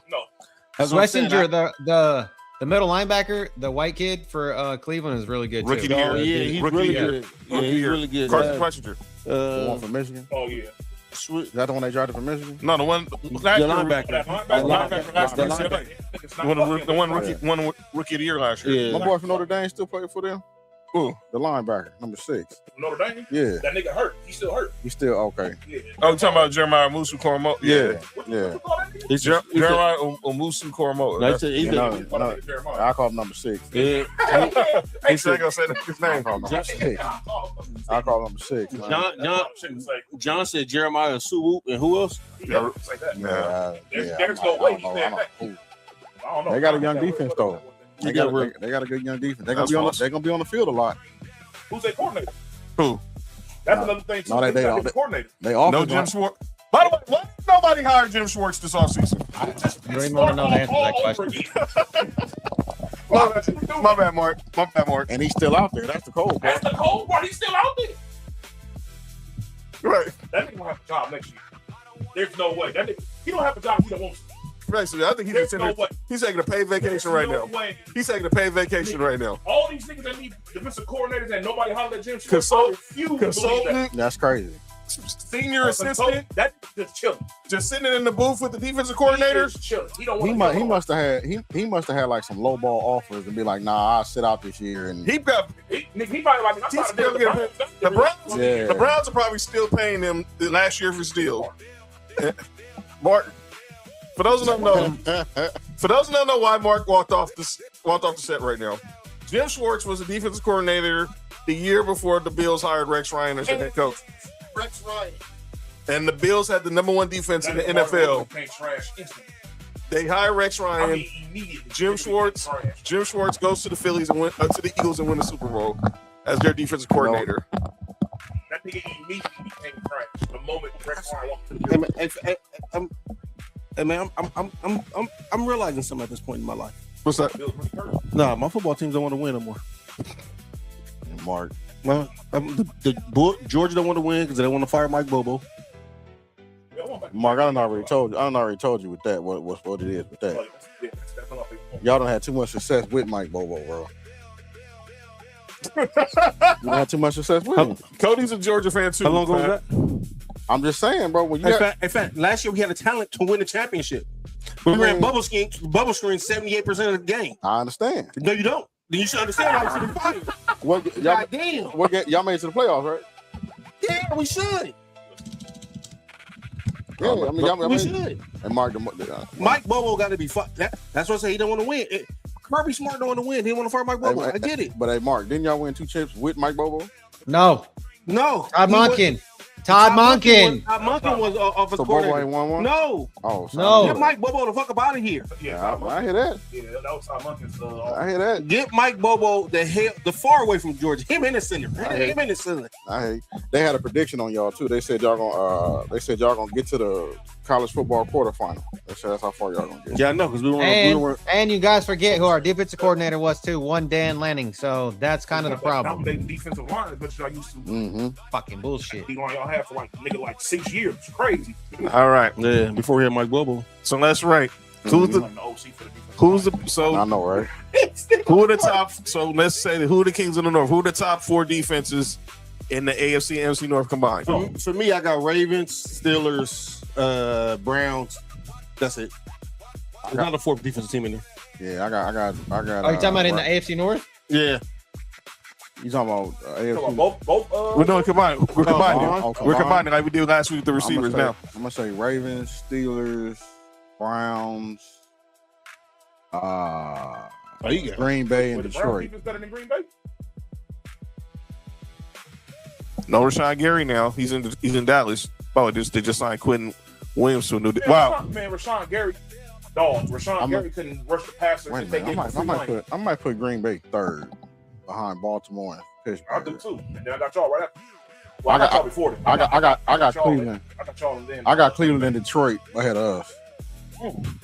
I got Baltimore, Pittsburgh, Green Bay,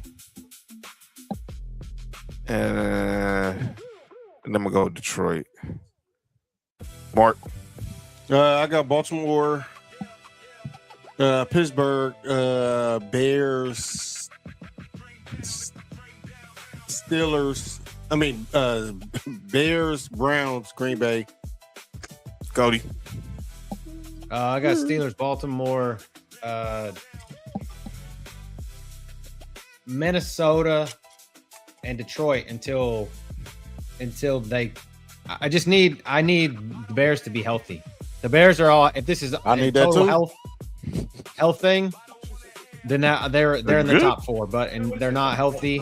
I think that this is Caleb carrying them. Because I think last year they when the defense was really starting to gel. What up, Trunks? That's when Jalen Johnson. Trunks, what up? That's when Jalen Johnson and Tremaine Edmonds got hurt.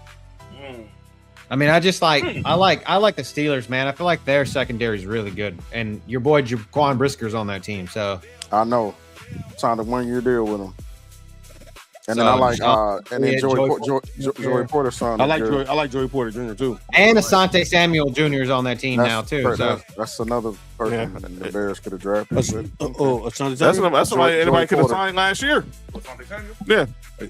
Wait, did he get signed by anybody? Pittsburgh. Pittsburgh. Hey, John, what was I saying all year last year? Asante Samuel Jr. I said the same thing. By the way, Mark said another thing about the AFC North. And they kept saying it all year. Wow. Jacoby Lane would be a perfect Buffalo Bill. Oh, y'all showed They're front. And Pittsburgh's front seven is really good too. Basically, he's basically now the number 3. He's number 2 receiver for the Baltimore Ravens now. We're running junk. Yeah, third round. We've seen this fucking song and dance before with the Baltimore Ravens receivers. Yeah. Oh, he went to the Ravens? Yeah. Oh, I didn't know that. I mean, technically, he's listed as the 4th receiver on the depth chart, but I know. But the Bills drafted somebody else, didn't they? I know they got DJ Moore. Who the other receiver? Skylar Bell. They got from Utah.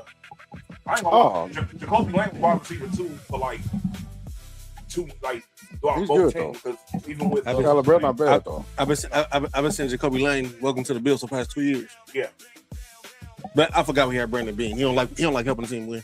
And ladies and gentlemen, that is the Kings of the North debate. Don't win. Mark funny, man. Let us know who y'all think are the best defenses in the AFC NFC North at Master Debaters on Instagram and on X. All right, who do you think the best players are? Like players in general. Defensively? Who's the best player? Who's the best player in the AFC North and who's the best player in the NFC North? Best player in the NFC North. Defensive player. I got Aiden Hutchinson. Aiden Hutchinson in the NFC North. And then AFC North, I got Michael Parsons. I'm still gonna go with TJ. I'll go with TJ Watt. Yeah, TJ Watt and the best defensive player. I'm gonna go. I'm gonna go Kyle Hamilton. I think that Pittsburgh's got the best defense, but I think Kyle Hamilton's the best defensive player in the. I'm not mad at that. He said Kyle Hamilton. Yeah, Notre Dame. I had Kyle Hamilton number 2, but I go because he can play so much. He plays in the box. He plays deep. He can play in the slot. I've seen him in the slot before. Matter of fact, I think he's from Georgia too. Who? Kyle Hamilton. But at that time, Georgia was getting so many players. Yeah. My boy from Notre Dame, though. All right, y'all. We got a special treat for everybody tonight. Baller. So y'all been knowing for the longest. That nigga played hard receiver. He was. Yeah, he was. That dude used to get some hits when he was at Notre Dame. Yeah. Relax, Mark. Y'all know if y'all watch the show, whenever Fat's in the comment section, him and Cody always seem to have a disagreement about something. That's Michigan. Cody always wrong. Notre Dame. Now, but the one that seems to that has been one that we've been wanting to hear, and it actually started amongst us as homeboys about the Wolverine. Let me tell a story. So one night we went out. I think it was your birthday. We went out that night. That night we went to the. I don't remember, but we went back to Will's house, and we got into this heated debate about Christian Laettner and JJ Redick being top 5 college basketball players of all time. Right. And the reason why Fat was making the opinion, like, how are you going to say he's a better basketball player, had a better career than someone like Anthony Davis, who was basically one and done and basically did it all in 1 year? Right. Same thing with Melo. And what really got hot was, I think Will said Christian Laettner was a better college basketball player than Larry Johnson. Yeah. Huh? So exactly. So hey man. Exactly. That's where the conversation went south. He said that Christian Laettner was better than Larry Johnson. Christian Laettner here at Duke was better than Larry Johnson at UNLV. Duke started before then too. But they were saying JJ Redick had a top 5 college basketball career. He said Paul Pierce better than Dominique Wilkins too. Ooh, who said that? Will. That's Inglewood shit right there. No, it ain't, because I disagree with that. No. Hey, look, man, I ain't gonna lie. I'm Inglewood all day long. But that is a crazy take. Paul Pierce ain't better than Dominique Wilkins. No, it's not. You gotta get up out of here with that. All right. What, better 3-point shooter? That's it. Yeah. Gerald. You know what I'm saying? Yeah. Damian Wilkins or something. Lenny Wilkins. Said Damian Mars. Lenny Wilkins. But here we go. Cody, Fat. Explain this reason. All right, Cody. Why do you have Christian Laettner as one of the greatest college basketball players of all time? 407 points in the NCAA tournament says enough. No, it don't. Come on, Fat. Dude, he played like 15 years in college. He got bound to have some record. In 1981 and 1982. That's it. That like those 407 points. Okay. Then go ahead, man. Make your point about Christian Laettner. He said that. He said he got the most tournament 407 points, the most points in the NCAA tournament history. Let me tell you something about Larry Johnson. Christian Laettner's career stats at Duke are 16-6. Larry Johnson's career stats at UNLV is 21-11 on 63% shooting from the field. What are we talking about? What are we talking about? I agree with that, but I'm saying. And then his first 2 years at junior college, his freshman year, he averaged 22. The sophomore year, he averaged 29. What are we talking about? Well, basically, I look at it like this. Christian Laettner averaged 16-6 for his career. If Larry Johnson had 16-6, you're going to say he had a bad night or it was a blowout and he didn't play in the second half. Well, a lot of people have Christian Laettner hired because of the success Duke had. A lot of people have Christian Laettner hired because the Dukes are ESPN's darling, and you got people like Dan Patrick and Dick Vitale. Duke Vitale. Yeah, that's why. But no, it's the success.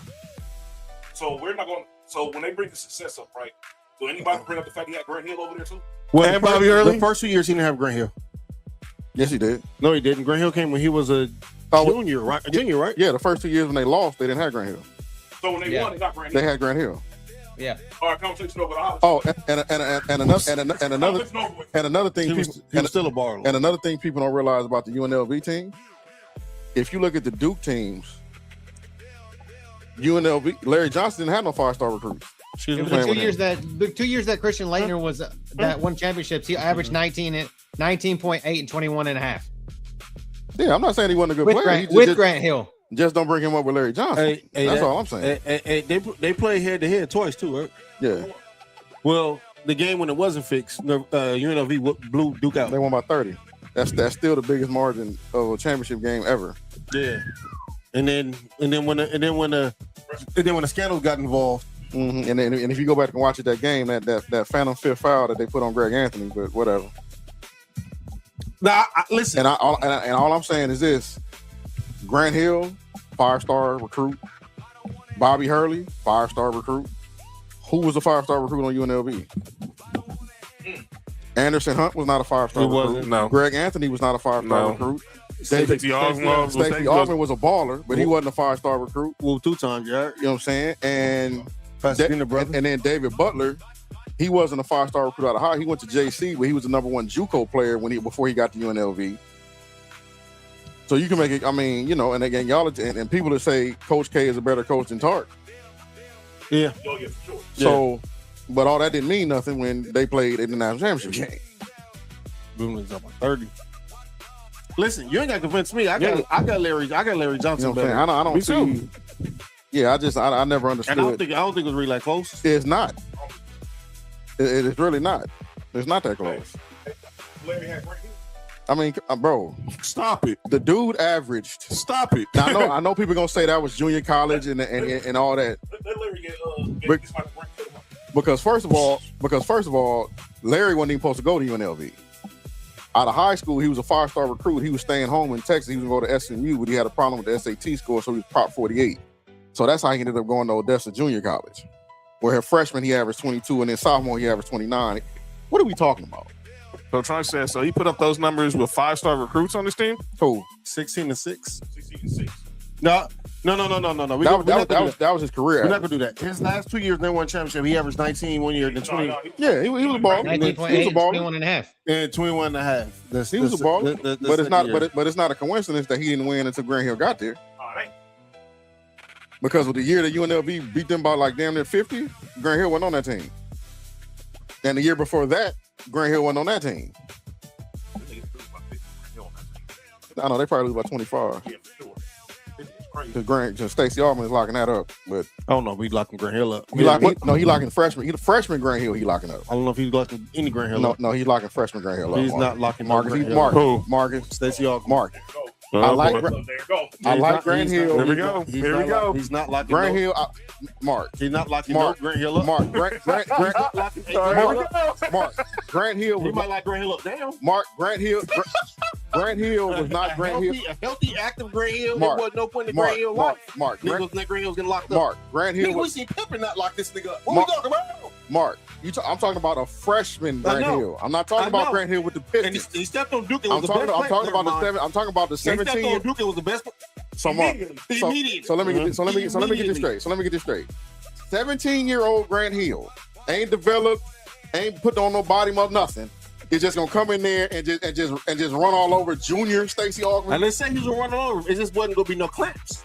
His will get his. Okay. I'm not gonna say clamps. I'm gonna just say Grant Hill wouldn't have been a factor. I'll say that. I'll say that. We talking about the same state. We talking about Stacey Augman at UNLV. I ain't talking about the Stacey Augman at the Atlanta Hawks. Well, I'm talking about Stacey Augman at UNLV. What are you talking about? UNLV Stacey Augman. Hey, how old was Kobe when Michael Cooper guarded? But that's Kobe though. He was 17. Wasn't figured out. But Kobe offensive game, Grant Hill offensive game ain't like Kobe's though. Grant Hill lost twice without Christian Laettner. Disrespect Kobe like that. Grant Hill lost. Cody, they hear you. Grant Hill lost twice without Christian Laettner. He did. He got to the championship games. And I'm a Duke fan. Corliss Williamson and fucking Scotty Thurman put it on him in '94. No, wait a minute now. If Scotty Thurman don't hit that 3, Grant Hill wins 3 chips and 1 without Bobby Hurley and Christian Laettner. So we could think, and I hate to say that because I hate Duke, but that year, when they moved Grant Hill to point guard, he was the. When they moved Grant Hill to point guard, What's going? What year was that? 94. 94. Because he went to the draft that year, 94. The year when the league. The year after the Fab Five. That was 94. Grant Hill, point guard. That's when they moved him. That's when they moved him to point guard. Yeah, they moved. He was point forward that year. Oh my! Yep. Oh man, Grant Hill at point.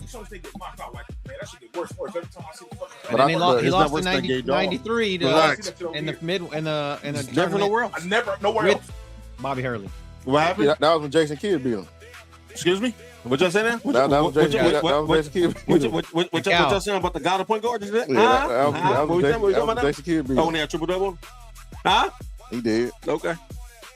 Christian Laettner being the best college basketball player of all time is not a hill I would die on, but he's the best tournament player of all time. No, he's not. Who's the best tournament player of all time? I can name a player that had a way better run than that. Wait, what do you say? Best tournament player? Okay.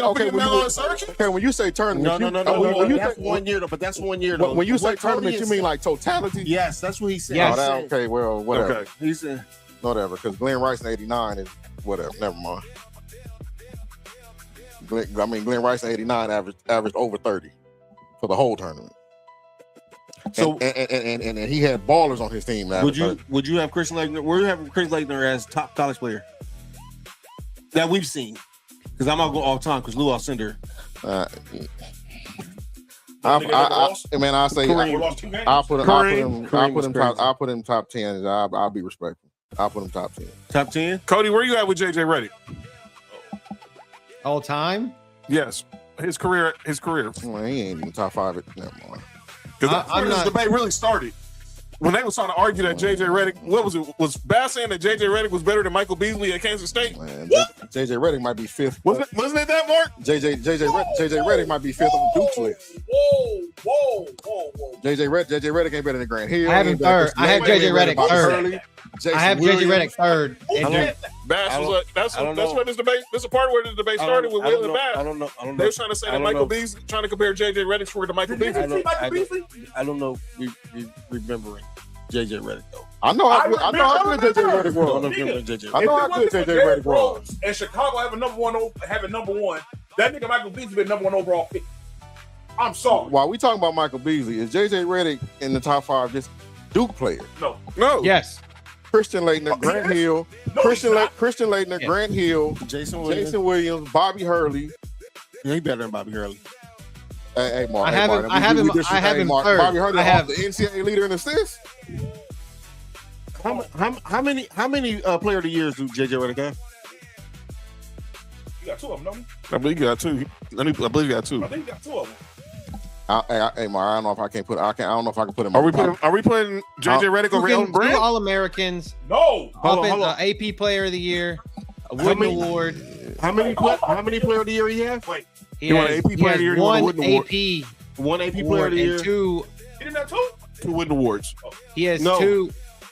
No, he has first team all ACC. He has 2 ACC. 2 Conference Player of the Years. Yeah. 2 ACC tournament MVPs. I don't know if I can put him over Hurley though. I think he's better than Hurley. You putting him over Elton Brand? Elton Brand was only to do what, 1 year? 2 years. See, it's hard. See, it's hard because JJ Redick stayed 4 years. 4 years, yeah. That 4 years is a big factor. Yeah, that is. And he accumulated. I mean, you talk about Bobby Hurley. Bobby Hurley he had 7.7 assists, but he only had averaged like 12 points a game. You say he only did what, Cody? He only averaged how much? Bobby Hurley only averaged like 12 points a game. Y'all do realize one is a point guard, one is a shooting guard. Oh yeah, for sure. Yeah. Bobby Hurley was a point. I know, and I still got JJ Redick. I got Bobby Hurley. But back to what I started. Was JJ Redick better than Michael Beasley? No. Talent, I don't even think. I personally am gonna. I'm gonna give y'all one. I don't think at that time he was better than fucking Tyler Hansborough. Well, Tyler Hansborough is criminally underrated. No, they don't know about that. They don't know about that. I'm not gonna comment on that. Cycle T is criminally underrated. Yeah, that's another over. Well, I think Rasheed Wallace is better than. I think Rasheed Wallace is better than a lot of players. Yeah. Oh, and I'm just saying at the time because it was always Tyler Hansborough versus JJ Redick. Yeah. And Tyler Hansborough was better than JJ Redick. He was nice though, but just Google Tyler Hansborough in college. I saw him in college. No, just Google all the accomplishments. I know. You'll be blown away. I still take Rasheed Wallace home. I take Rasheed Wallace over Tyler Hansborough every day. Sunday too.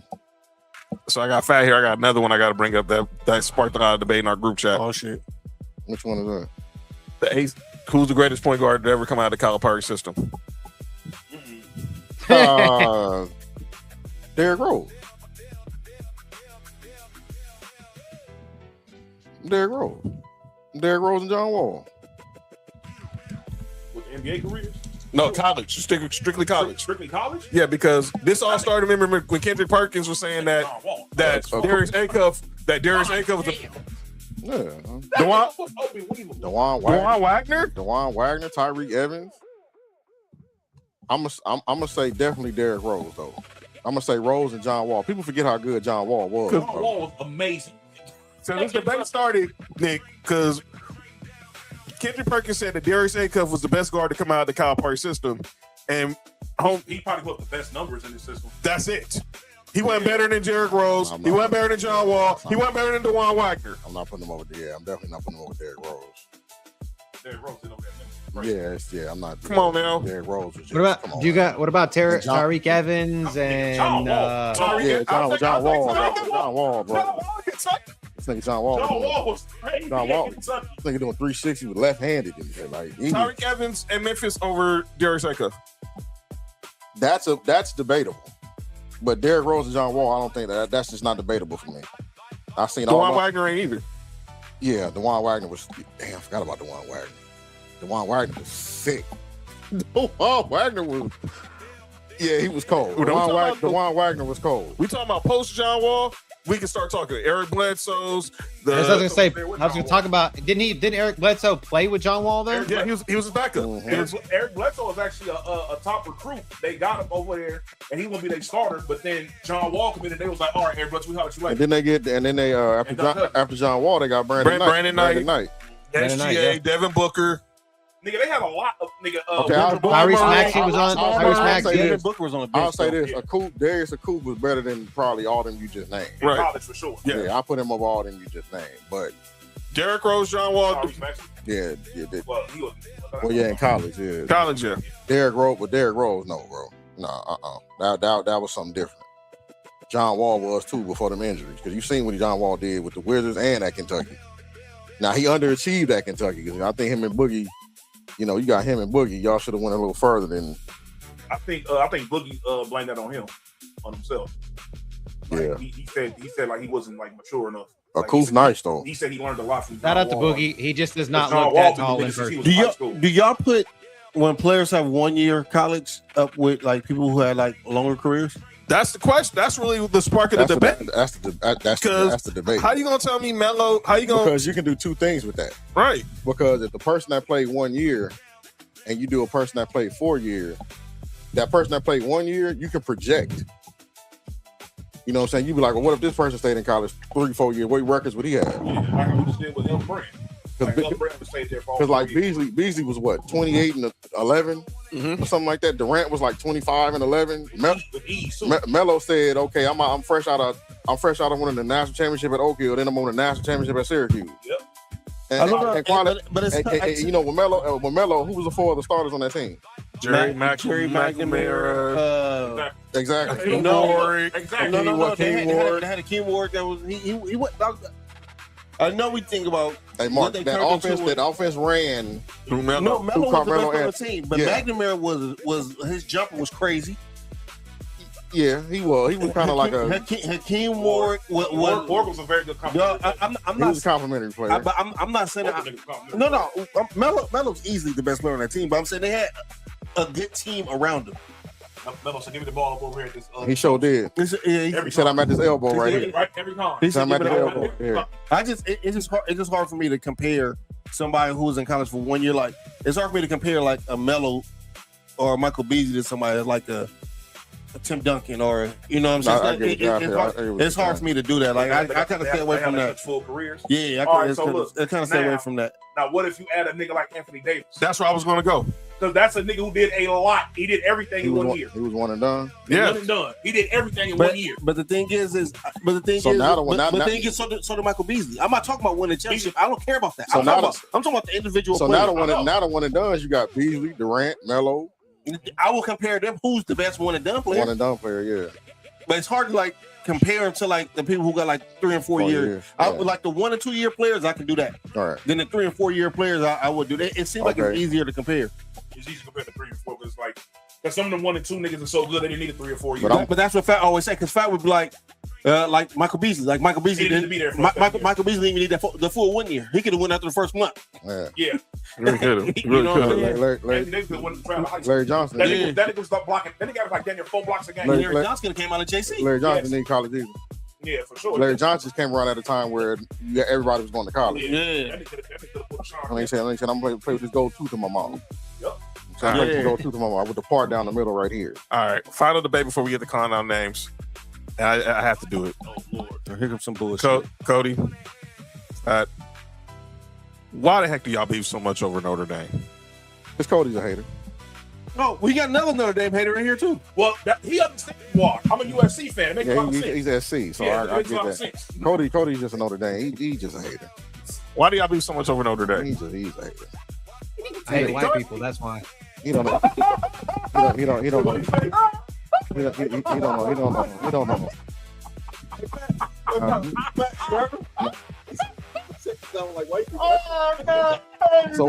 So my thing is, if you don't like white people, what they got to do with Notre Dame football team?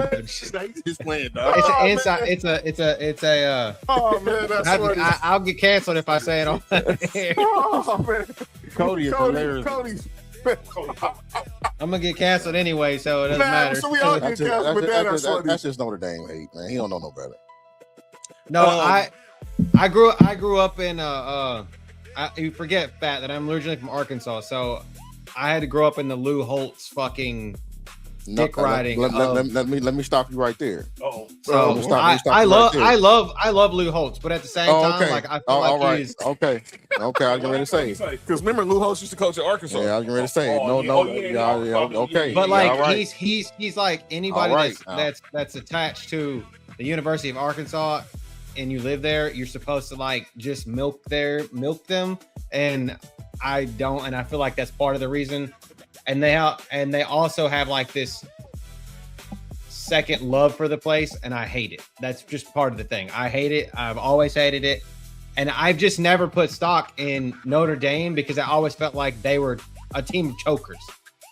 They always were choking. Like when the Brady Quinns of the world, chokers. I don't think Brady Quinn was a choker. I mean, okay. Lou Holtz definitely didn't choke at Notre Dame. So, I mean, I don't think Brady Quinn was a choker because when Brady Quinn got to Notre Dame didn't have the same expectations they had when they was Lou Holtz. Notre Dame's always had expectations. You got to think that they're the only independent team, and any kind of intellectual property. That's not true. I'm saying the Tyrone Willingham years, we didn't have them expectations. I used to say, get rid of the Tyrone Willingham, we didn't have them expectations. Like literally in any athletic NCAA merchandise, Notre Dame's stamp is on there. So you're going to have expectations. Tyrone Willingham had a good first year at Notre Dame. I think he went like 9-2, and everything after that was downhill. Brady Quinn was the quarterback when Willingham was there. When Tyrone Willingham was there, Carlisle Holiday was the quarterback. When did Brady Quinn came with Charlie Weiss? I think that's when the hype started again, dog. Brady Quinn. That's what Cody was saying. Brady Quinn's junior season. He was going crazy. He was junior season. Notre Dame was preseason number 2. I was saying he was a Heisman finalist to start the season, right? Yeah, to start the season. But his first 2 years, Notre Dame didn't have those expectations like that. What year was that? 07. That was Tebow. Nigga, it wasn't nobody going. That's 2003 was when Brady Quinn got there with Tyrone Willingham. 2003. He was a freshman. Yeah, he was a freshman. Yeah, but I'm telling you, Brady Quinn took off once we got Charlie Weiss. That's when Brady Quinn numbers. And then who came after Brady Quinn? Jimmy Clausen. Oh yeah, y'all saw. Y'all saw having quarterbacks. They're like coming in. I'm not saying how they performed. I'm saying like the expectations coming in. People forget. People forget. Jimmy Clausen. Are you the same age as? Are y'all all the same age, John? Yeah. That's the same age. That's you're older than Mark. He's 2 years older than me. We're all around the same age. We're all around the same age. Okay. So you got to think. I'm 4 years younger than you guys? Yeah. So I was in high school playing ball when this Notre Dame team that I hate the most was. Oh yeah. I have the same most disdain for Ohio State. It is just because I just happened to bring up Notre Dame because that just happens to be there. But I hate them both equally. because of I don't get to Notre Dame. He just told you. What Notre Dame do to Cody? He just said that. They were always put on a pedestal, and I just hate it. I always hate they were on a pedestal. Hey, just like we Notre Dame, and everybody else ain't. We can't control that. You know what I'm saying? All right. We tried to join the conference. They said no. So what you want us to do? We're gonna continue this. Hold on. Wait, John. Before we get out of here. Go ahead. Cody, Nick, you can hear me. Fat John, what's the best college team y'all ever seen? Me? Mm-hmm. NFL. Best college team I ever saw. Best college team I ever seen. Football, yeah. 97 Michigan with Charles Woodson. Without 97 Michigan without being biased. And then it's 2000 Florida State with Peter Ward. But I know some biasness coming. I know some biasness. Sure is some biasness coming. Oh, nigga, yeah, what the fuck? Yeah, hold on, I snapped that. What? See what we did to Oklahoma, nigga? Hold on, I didn't even ask. Nigga, I'm saying, what year? Nigga, 88 Notre Dame, 93 Florida State. All them teams was nice. 2000 Florida State. Yep. 2000 I hate my bias is obviously 98 Tennessee. I can't put Miami up there. Yeah, fuck them. Even nice as fuck. Yeah, even though that 2001 Miami team is Jesus Christ. So I was gonna go mine's the 2001 Miami team. I know. I'm not gonna lie to you. Me being a Florida State fan, I'll never put Miami nothing. Miami. How are you a Florida State fan and a Notre Dame fan? I want to know that fucking. It's real simple. It's not as complicated as you might think. The niggas that went to the NFL that was on that. You know what I'm saying? I've been a Notre Dame. I was a Notre Dame fan at 6, and in 1992 was when I started being a Florida State fan because of Bobby Bowden. When they play each other, I'm not a Florida State fan. When they played each other in 93, the game of the century, I love Charlie Ward and Derrick Brooks and Warwick Dunn, but not that Saturday. He's telling the truth. Not that I've asked this nigga many times. Even when Florida State and Notre Dame plays, it's not even a question. John. It ain't. It's not. It's not. And JoJo say no, you can she likes in Miami. So okay, well, sugar cane. For me, for me, they got for me. Oh, matter who you say who was that like Miami? JoJo. Be here November 7th. Be here November 7th. Y'all getting y'all ass kicked. I'm saying it now. Be here November 7th. I'm gonna say one of them USC teams they was crazy. The year that beat Oklahoma. The year that beat Oklahoma. It was no doubt. That year was okay. I got one for the year that they beat Oklahoma. Do that team beat the 01 Canes? So it's Matt Leinart, Reggie Bush, Lindell White, Dwayne Jarrett. Hey, don't get beaten them. Fuck all that. I don't know about hell yeah. Run off Miami. I don't know about hell. Run off Miami. I'm not saying about how much, but we're winning. Andre Johnson. Reggie Wayne. I don't care. Jeremy Shockey. Don't care. Frank Gore. Don't care. Willis McGahee. Clinton Portis. Willis McGahee. Portis, Najee Davenport. Now. Oh, come on. Now. Kellen Winslow Jr. as a freshman. Now, if you flip that around to the defense, Jonathan Vilma. DJ Williams. None of them fucking Reggie. Vince Wilfork. Vince Wilfork. None of them catching. Vince Wilfork. DJ Williams. They're not stopping Montrell Roll. DJ Williams from out here, right? Philip Buchanan. Come on. Philip Buchanan. Philip Buchanan. Not stopping Lindale. Ed Reed. Ed Reed. Sean Taylor was on the team too. Was Sean Taylor on that team? Dwayne Jarrett was on the team too. Yes. Oh, Sean Taylor wasn't there yet. All right. No. Was Santana Moss on that team? Don't we have Matt Leinart still? No. Santana Moss was Santana Moss wasn't on the team because they had Andre Johnson and Reggie Wayne. That's right. Santana Moss was in that second era of the U. Hey, man, I'll give you this. Y'all had the advantage at quarterback because Matt Leinart was better than Ken Dorsey. They got the veteran running back. You sure? There wasn't no running back on nobody's field better than Reggie Bush. Yes. Reggie Bush is better. Reggie Bush is better. No, I'm not saying individually. You show Miami running back core ain't better than that. You see him and Lindell White? You talking about Thunder and Lightning? No, I'm talking about Willis McGahee, Clinton Portis, and Frank Gore. What year was that USC team? Oh, that's cool. Thunder and Leinart, Bush, Lindell White. What year was that? 2000. that beat Oklahoma in the Sugar in the Fiesta Bowl. In college. They won better. Nobody that see better than Andre Johnson. Nobody that see better than Andre Johnson. We talking about Mike Williams or Reggie Wayne. We talking about Mike Williams. We talking about Mike Williams. Nah, I'm not taking Mike Williams over Andre Johnson. I know you're not. I don't mean you're right. I don't like neither one of them personally. I'm saying fuck USC and Miami. To be honest, we being all the way real. You know what I'm saying? I think 93 Florida State beat both teams, but hey. I'm just saying that Clinton Portis had more rushing yards than Clinton Portis and Najee Davenport, or Clinton Portis and Frank Gore together had more combined yards than Lindell White and Reggie Bush. Well, let me try to think of a team outside of them. Okay, I did not know that. Yeah. Damn, I didn't know that. I didn't know they had more combined yards than Reggie Bush and Lindell White. Because Reggie Bush had 521. No, so Clinton Portis and Willis McGahee. Yeah. I was about to lose. These niggas had Willis McGahee on the bench. But I forgot Dennis Herschel was on, or Herschel Dennis was the Herschel running back. Dennis. Herschel Dennis was the running back. He had 600 yards. That dude, but Couldn't stay healthy. Couldn't stay healthy. So good. He had 661 yards. Reggie had 835 yards from scrimmage. Yeah, that's when Reggie was Reggie was what, a freshman? Reggie was a freshman in 02, I think. When they beat Oklahoma, Reggie was a freshman, wasn't he? No, yeah, he was a sophomore. Yeah, but Clinton Portis had 1,200 yards himself in. Reggie was a freshman when Carson was there. This nigga had 1,200 yards and then followed up with 1,300 yards. Who? Mike Williams. And he's still not better than Andre Johnson.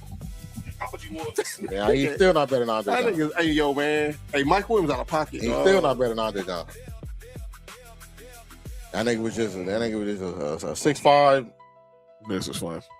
And they ran two routes. And they ran a slant and a post. They ran the motherfucker very well. Slant and a post. I run it well too. If I got to worry about Reggie Bush and Lindell White. Andre Johnson had 57 yards, 682 yards, and then 1,092 yards. Mike Williams at UCLA was different, man. He didn't go to UCLA. I mean, USC, my bad. Man, USC wide receiver now. I take Keyshawn. I take Keyshawn or Curtis Conway. He wasn't there though. We talking about this year. Yeah, miss me with Mike Williams and Dwayne Jerry. Niggas overrated. Overrated. In 2000, you got to guys forget in 2001, Canes didn't have Reggie Wayne. He said Reggie Wayne wasn't on that Reggie team. Wayne? He wasn't there yet. Y'all just trying to add players on the team. That's how you know USC better. You just add niggas to the team. All right, man. USC. Just add niggas to the Hey, team. man, I'm telling you, USC just ain't Clinton Portis 1,200 yards is all I need to hear. USC ain't running up and down the field just easy like that on that 0-1 Kane defense. And Michael Irvin too. Like that. You know what I'm saying? He better than every receiver player. Never mind. All right. Before we get up out of here. At 1,200 and then 1,300. Hey. In them 2 years, you got 14 touchdowns. Hey, ain't neither one of them better than Peter Ward. I don't think he was. All right then. I don't think he was. That didn't have nothing to do with nothing, but still. But Mike Williams. But the thing is, you guys forgetting. So that 2001 team only gave up 103 points. Miami did. The USC team gave up over 250 or 230. 230. Yeah, but they didn't play that kind of USC offense though. That's and they only had 40. They only averaged 41 points a game. And Miami averaged 43 and a half or 43 and yeah, 43 and a half. Them niggas average 43 points a game. It's crazy, dog. Them niggas average 43 points and only gave up 103. That is. No, that's Miami. Yeah, because I didn't know they were scoring like that. I didn't know they was scoring 43 points a game. Wait, hold on. Well, actually, you know what? Now that I think about it, they was beating everybody's ass that year. Like they wasn't no close game. What year did USC beat Oklahoma? Y'all go to the 03. Well, the year it was 03 season. 03 that was against Michigan. They won the 04. That was Steve Smith and Mike Williams that received. Oh, I'm about to say Mike Williams wasn't even there. I think he might have been a freshman, Mark.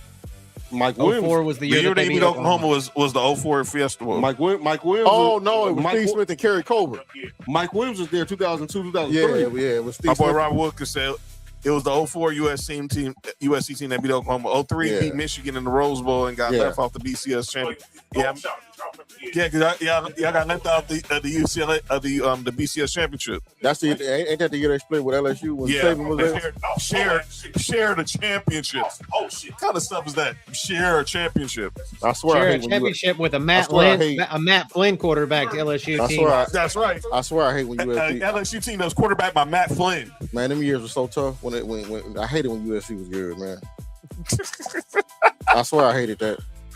I can like every year, like doing them years, it was like, okay, USC played Notre Dame and it's ass whooping. Much as I hate to admit it, even though they cheated with the Bush push, but whatever. That shit is illegal. Well, it was illegal then. It was illegal. And the Bush push. And that was a South Bend. Yeah, I think it was Pac-12 ref though. It might have been a road game.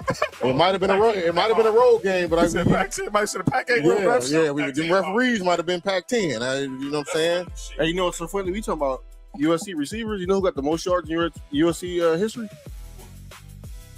Yeah. Nope. Robert Woods. Marquise Lee. Nigga. I'm about to say Jacksonville. Dude from the Jack that played for Jack. And Mark, you know what's crazy? He wasn't even recruited out of high school to play receiver. He was going to play quarterback. I think it was an athlete at Sarah. Yeah. Oh yeah. They put him at receiver because they was like, look, we gonna put you on the offensive side of the ball. He had the football in your hands. Good thing time. Oh, now speaking of since USC, which duo is better, Dwayne Jarrett and Mike Williams, or Marquise Lee and Robert Woods? In college? As a duo? In college. As a duo. I'm going. I give Mike them slides. As a duo. As a duo. Robert Woods and Marquise Lee. Oh my God. As a duo. Are we talking about as a duo? Collective. As a duo, which one was better? Mike Williams, Dwayne Jarrett. I don't know why I even question this. Hey, a lot of them. So you saying Dwayne Jarrett was better than Robert Woods and Marquise Lee? Dwayne Jarrett got the most receiving touchdowns in USC history. Dwayne Jarrett. Do you think he's better than Marquise Lee and Robert Woods in USC? Yes. Okay. Them niggas are ridiculous. The both of them was good. Then they had 41 touchdowns in USC. Dwayne Jarrett. 41 touchdowns. Hey, Mark, Dwayne Jarrett. He was a touchdown machine. Better than Robert Woods though. Slightly. By much.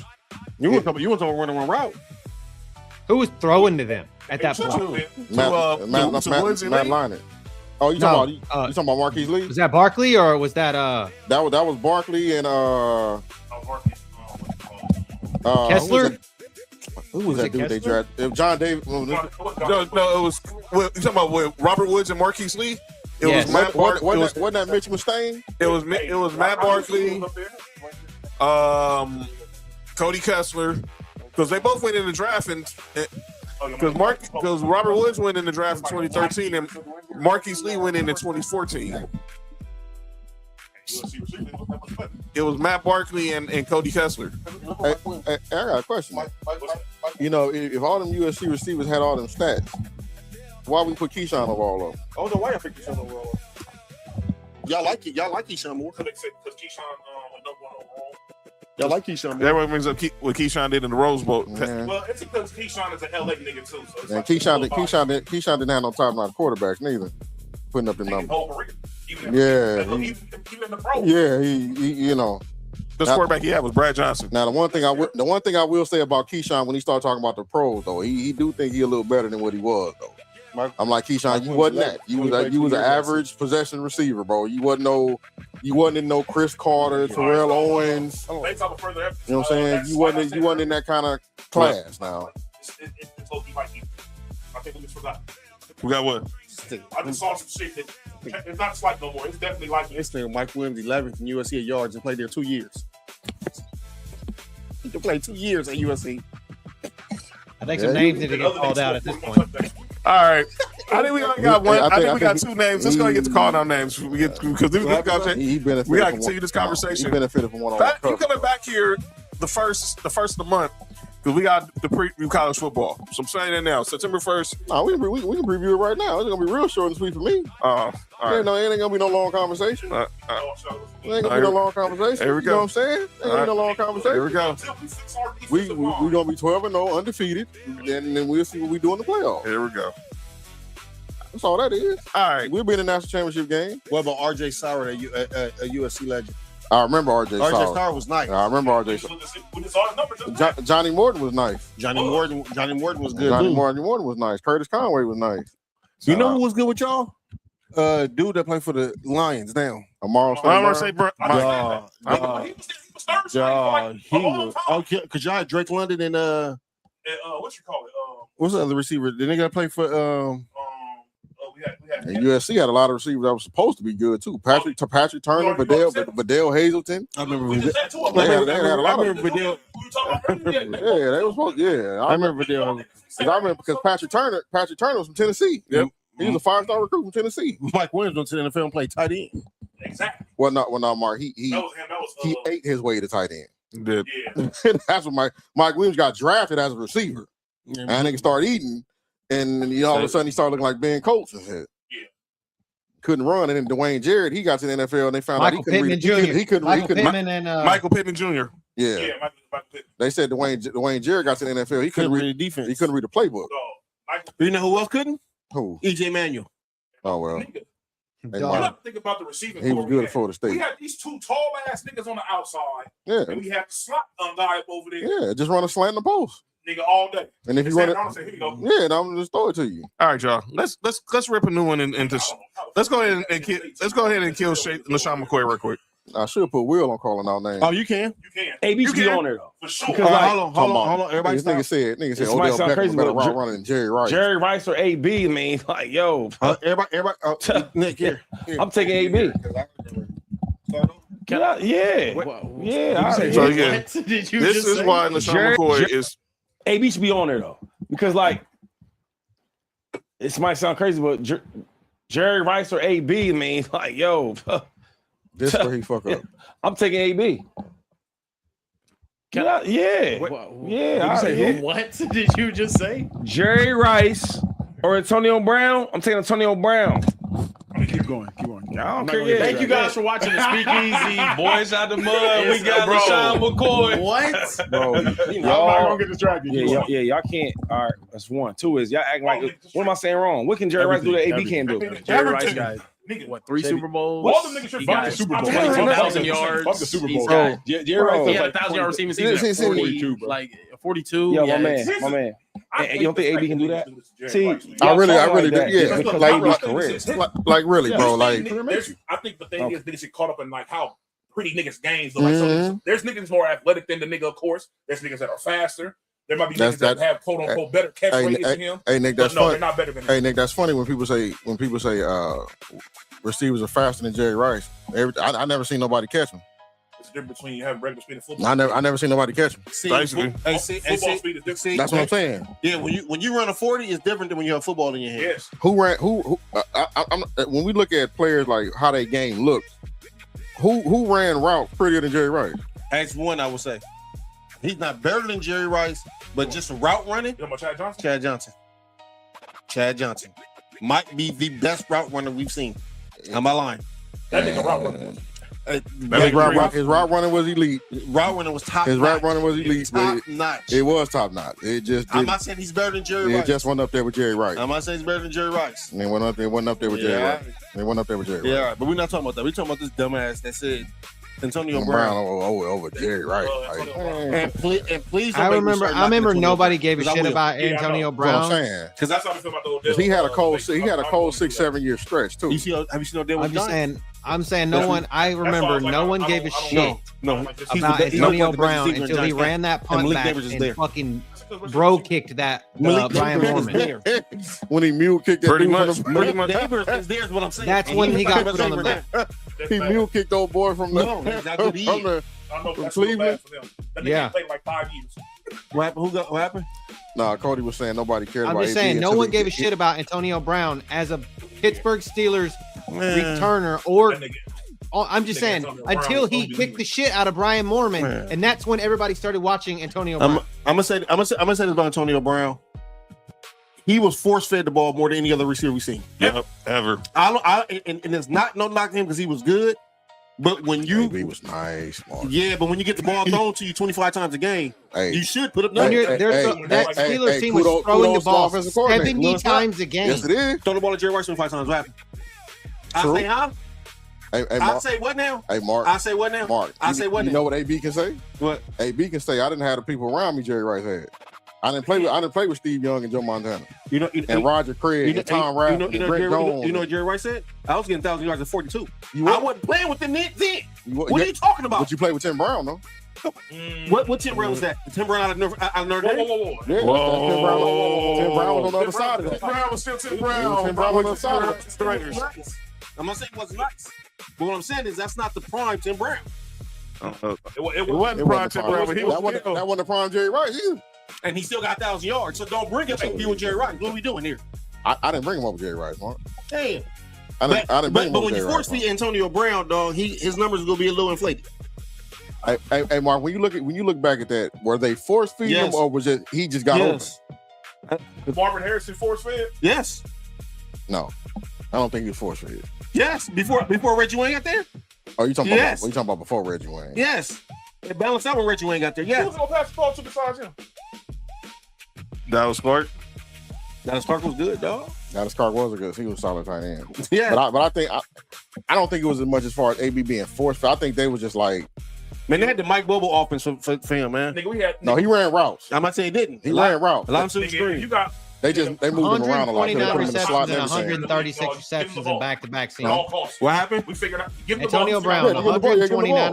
receptions in one season and 136 the next season. That's nice. Led the league in receptions 2 years in a row. 2 years in a row, But I the know. simple fact of the matter is that fucking team was throwing the ball 70 to 75 times a game. And they was throwing it to him 35. So you should have 129 But you know what people forget? People forget that Pittsburgh team, that was also the team where Le'Veon Bell was nice too. So they wasn't just strictly a passing team. Le'Veon Bell was putting up numbers too. He was with like 13, 14 on the Yeah, yard. easy. Double-digit touchdowns. Ease. AB With better, ease. AB better than Odell Beckham? I think so. Yes. I think so. I mean, That's why Will don't call out names. well, I mean, There's some more than that. well, No, I don't think- I don't think he'll do that. Odell Beckham. Let me ask you, who a better route runner? Out of who? Odell and AB. I'll say Odell's better around. Who got better hands? AB. Hey, yeah, I get at the Beckham. I get at the Who's the Beckham. better playmaker after they catch the ball? Antonio Brown. Antonio Brown. But he has more. All right. He has more all-time yak yards than Odell Beckham. He probably played. How many more healthy years did he have? That's not Antonio Brown's fault that Odell Beckham got hurt. That ain't his fault. That's not his fault. Jerry Rice in 1995 had NFL record 1,848 yards, 122 receptions. Well, see, that's just He might see. That's you talking about one of the best players who ever touched the football. that's just you know. 1986 breakout. This nigga averaged 22.7 yards per catch for 16 touchdowns. Yeah. And then what was the year? What was the year where you had like 20 touchdowns in 12 games? In 12 games. That was a strike year. He averaged 22 per catch. Averaging 22 yards a catch. All right, I'm gonna give you guys two sets of stats. You tell me which ones you want. All right, go ahead, Cody. Go ahead, Cody. Okay. All right. You ready? Yeah. Okay. So the first set of stats is this player played 166 games. They averaged 126. They had 914 receptions with 13,703 yards. They averaged 15 yards a reception. They had 66 touchdowns receiving, and they had, that's that. So they did not return punts. Okay. The other person played 146 games, averaged 112, had only 928 receptions, which is only 14 more. They had 12,291 yards. They averaged 13.2 yards a reception. They had 83 receiving touchdowns, and they had 83 receiving touchdowns. So which one of those people would you rather have, the first guy or the second guy? I think I still take the first guy. Yeah. Did you hear all the stats, Mark, for the first one? Nah, I didn't hear the first one. Okay, 166 games. They averaged 126 over their career. They had 914 receptions. They had 13,703 receiving yards, and they averaged 15 yards a reception and had 66 receiving touchdowns. Would you rather have the first guy or the second guy? He said number 2. Give me 2. Mark said number 2. What about you, Fat? First guy or the second guy? I'm gonna say the first dude. I was still gonna say the first dude too. Can Nick hear it? Or Nick can't hear it? No, yeah. Okay. All right. So you guys want to know who the first guy is? Yes. Who is that? Julio Jones. Uh-huh. Oh wow. The second guy is one Antonio Brown. Boy, Antonio Brown's better than him. Oh, they just moved your point. What? What do you say? What? Antonio Brown is better than Julio Jones. But you guys all picked Julio Jones. Oh. Right, you guys all picked the stats for Julio Jones over the stats for Antonio Brown. Antonio Brown. Antonio Brown over Julio? No, he read off the stats without the names. He read the stats without the names. But yeah, I mean, you know. Julio Jones over Antonio Brown? Oh, I don't. you got Julio Jones over Antonio Brown? I mean, I know I picked Julio, but if you ask me who I'd rather have, and knowing the names, I'd rather have it. But you went off name. I'm going off. Well, to me, what sounded better? You got Julio Jones better than AB? Yeah. Nick has Julio over AB. I have AB because I feel like AB over a 6-7 year stretch was more dominant than Julio. Now, who was Will saying Odell was better than? He's saying they both had 7 All-Pros to be exact. And or 7 Pro Bowls. Julio has. You know how when you go to Santa Anita, you know how when you go to Santa Anita and you bet on a horse, yeah, and that horse got the lead, and then that other horse is coming strong on that last little. Right. That's what Julio Jones doing with this debate with Antonio Brown. Now I still got Antonio Brown, but Cody coming with they both got 7 all pros, and they both got 7 Pro Bowls. My bad. AB has 4 all first team All Pros, and Julio has 2. Okay. That's more important than Pro Bowl. Yeah. So I'll take All pros. All pros are definitely. Okay, I'll take it. Yeah. AB got 4, Julio got 2. But 15 yards of reception versus 13 yards of reception is crazy. Now, the thing that Will was saying, I don't have a problem with what Will was saying. It's just that when you bring up Jerry Rice, that's when I have a problem. Like, don't put Jerry Rice in this conversation at all. I don't give a fuck what route Odell Beckham ran. I don't care if he ran the bus route, track. I don't care what route he ran. Don't put Odell Beckham with no Jerry Rice. I don't care what Odell Beckham did his first 3 years. I don't care about none of that. Will, I haven't got to talk to Will yet, but I'll talk to him like I'm talking to y'all right now. Will, get the fuck out. Hit the door. Yeah, I mean, you know what I'm saying? Any conversation that has Odell Beckham in a conversation with any top 5 receiver of all time, fuck out. Yeah, I mean, don't get me wrong. Injuries played a part in Odell's career. I will say that. I will give Odell that. But at the same time, even when Odell Beckham was putting up numbers like that, like he was never like. But see what Will is saying. I'm not saying he right, but what he's saying is the first 3 years, first 3 or 4 years that Odell had. Yeah. That stretch, it was crazy. It was Jerry. Only person I compared to it was like Jerry Rice and Randy Moss. Don't compare him to Randy Moss. Don't do that. We're not comparing to the only 2 people that you can say that they had. Don't do that. I remember Randy Moss as a rookie. Oh no, it was It was different. Odell wasn't that. No, he wasn't. Now Odell is a better route runner than Randy Moss. Yes, but Randy Moss was like, nigga, I don't need to run the whole route streak. I don't need to do that. I'm gonna just run this streak and this post, and that's all I need to run. In fact, remember I'm gonna throw this hand up. In fact, remember we was in post office in LA. That's all he was doing. When he was guarding Terrence McGee was guarding. You know why he did that? No, he did that because Terrell Owens had 3 touchdowns. Yeah, early that day. Yeah. And that's when Randy Moss was like, word, cool. They say he was 17 of them. Basically. But it seemed like he had 17 touchdowns against Buffalo. And I remember, Nick, this is going to make Nick mad. I remember the Raiders thought he was finished. Nah. The Raiders thought he couldn't run. No, have you seen the interview with Warren Sapp? Yeah, they was talking shit. Warren Sapp was like they 9 routed him to death. That's why when he got to New England, they said, "Oh, Randy Moss lost a step and he not as fast as he was." That's true. Was terrible. Yeah, he was terrible. Sapp was saying when they was in practice, they had Kerry. That's when I had Kerry Collins at quarterback. Yep. He was just telling them, just throw him the ball. Just throw it up. Just throw it up. Just throw it up. Kerry Collins wouldn't throw the ball. Wouldn't throw the ball's direction. That's why that bitch ass nigga lost. And these fools and New England got him for a 4th round draft pick. Yeah. I was at the homie house. This is exactly what happened. I'm at the homie house. We watching the draft, right? Notification come up. Boom. I said, they was like, Ravens traded Randy Moss to the fucking Patriots. I told the homie, like, nigga, the Patriots. It's over. They about to lose no game this year. It's over. I'm like, I'm like, why did we do that? I'm like Tom Brady already got 3 with no number 1 receiver. Now you got V nigga. Now you getting Moss. You get some V nigga. Oh, George Pickens was going crazy against the Rams. Yeah. Nigga, now imagine if they would have kept that nigga with that nigga for more than basically a year and a half. Practice. Yep. We only had a year and a half of Brady. Yeah. They only get a nigga a year. Nigga, you won 16 games. You went basically undefeated until you lost in the Super Bowl with this nigga. And you want to get this nigga one more full year with Brady? I don't know what happened with that one. And mind you, that even the Super Bowl against the Giants, that nigga was going crazy. When they walked off the field, they had to leave. They had to leave. I'm at him in Vegas. Which kind of sound like, Bub? All right. Here's Cody's. I want to play Cody, the person Cody had calling our names, and then we're going to get up out of here. Who Cody got? I'm calling our names. This chick who basically said it's Tanya Ray Fox from FS1 about the pressure on Jalen Hurts and Lamar Jackson to win a Super Bowl over other quarterbacks. To some degree, I'll give them this. What's the pressure for him? Jalen Hurts and Lamar Jackson probably are under the most pressure in the NFL in 2026 because of racism. Is that what we're? You got more than Marino. If you want to write that article.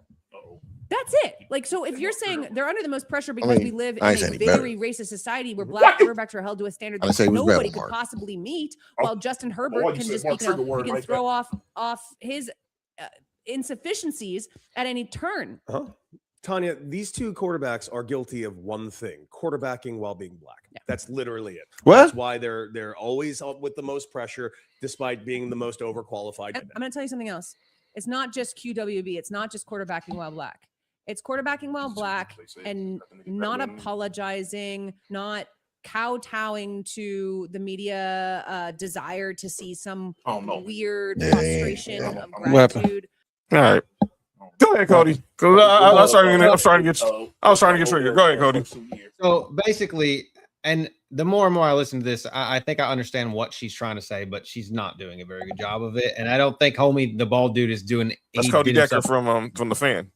So like, did a bad disservice. Can we not make this a racial thing?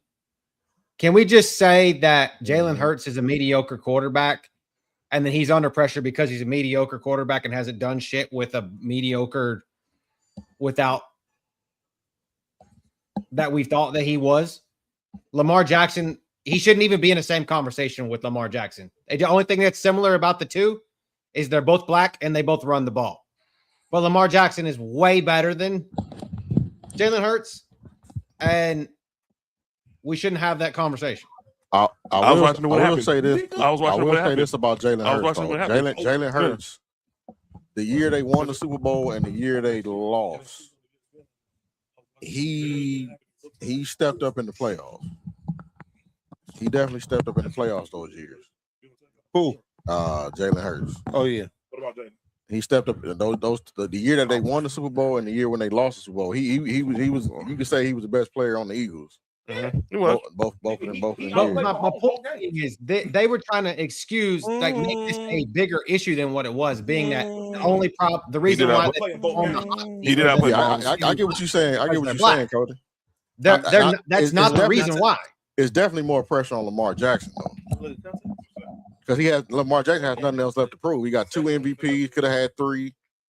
You done won the division titles. It's definitely on Lamar Jackson because you know. I don't think there's any more pressure on Lamar Jackson because he's black. That's That's what they're trying to make this. I think there's more pressure on Lamar Jackson because he has achieved so much. And they're trying to tie Jalen Hurts to Lamar Jackson because he's black. Because they're both black, yeah. I just think she gave a bad example. I don't know why it's pressure on either one of these two quarterbacks. I'll be honest with you. We've seen. I know why. We've seen Jalen Hurts win a Super Bowl. Like Fat said, play well in the playoffs, and you know both Super Bowls too. As much as we call Jalen Hurts mid up here, he played well in the playoffs and in the Super Bowl. Yep. So he shouldn't have no pressure at all. Nope. Lamar playoff time, he kind of he'll disappear a little bit. Yeah. So I get that part of it, but that still doesn't take away from him as a player.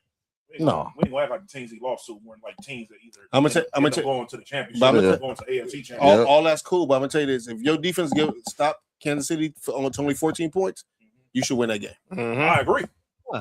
Well, he did win that game. No, he didn't. They lost that game. No. Look, I said he won that game because if you go back and look at that game, when he threw that touchdown to Zay Flowers, and Zay Flowers fumbled at the end zone, that's not Lamar's fault.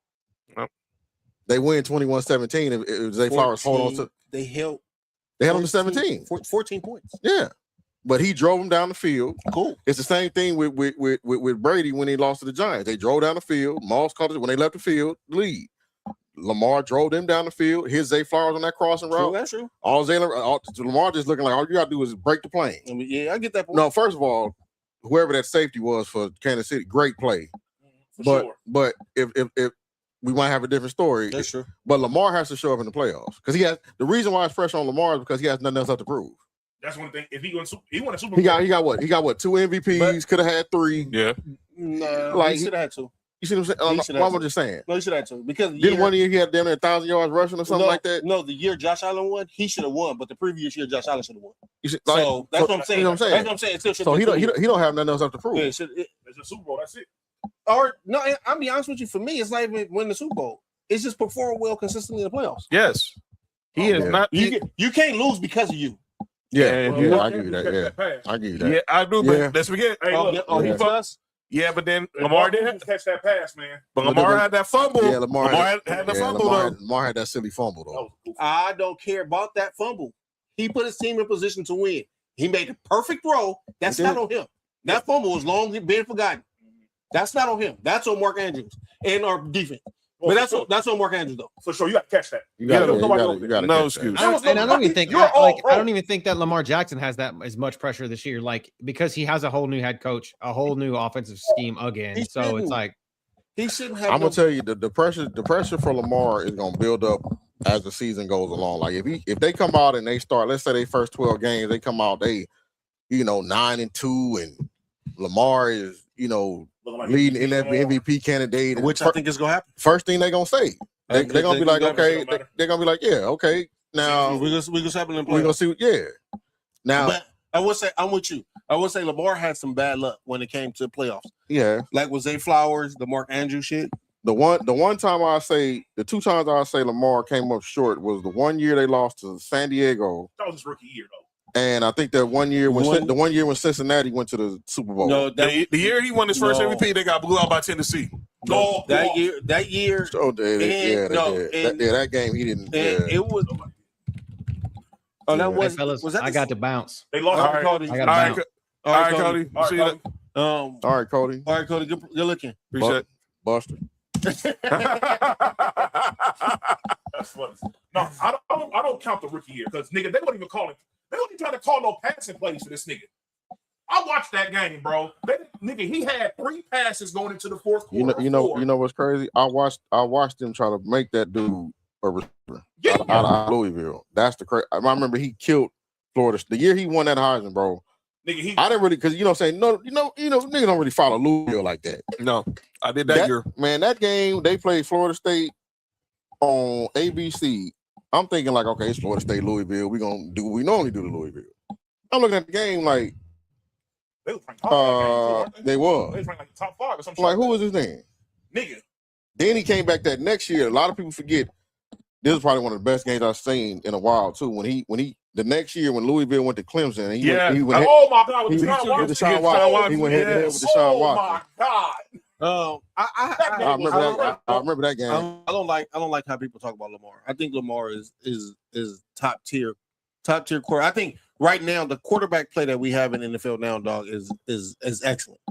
Yeah, it is. We have what we have, dog, and it's just unfortunate because it's one quarterback that just keep winning the Super Bowl. Yeah. You know what's even crazier? That our defense keep letting them.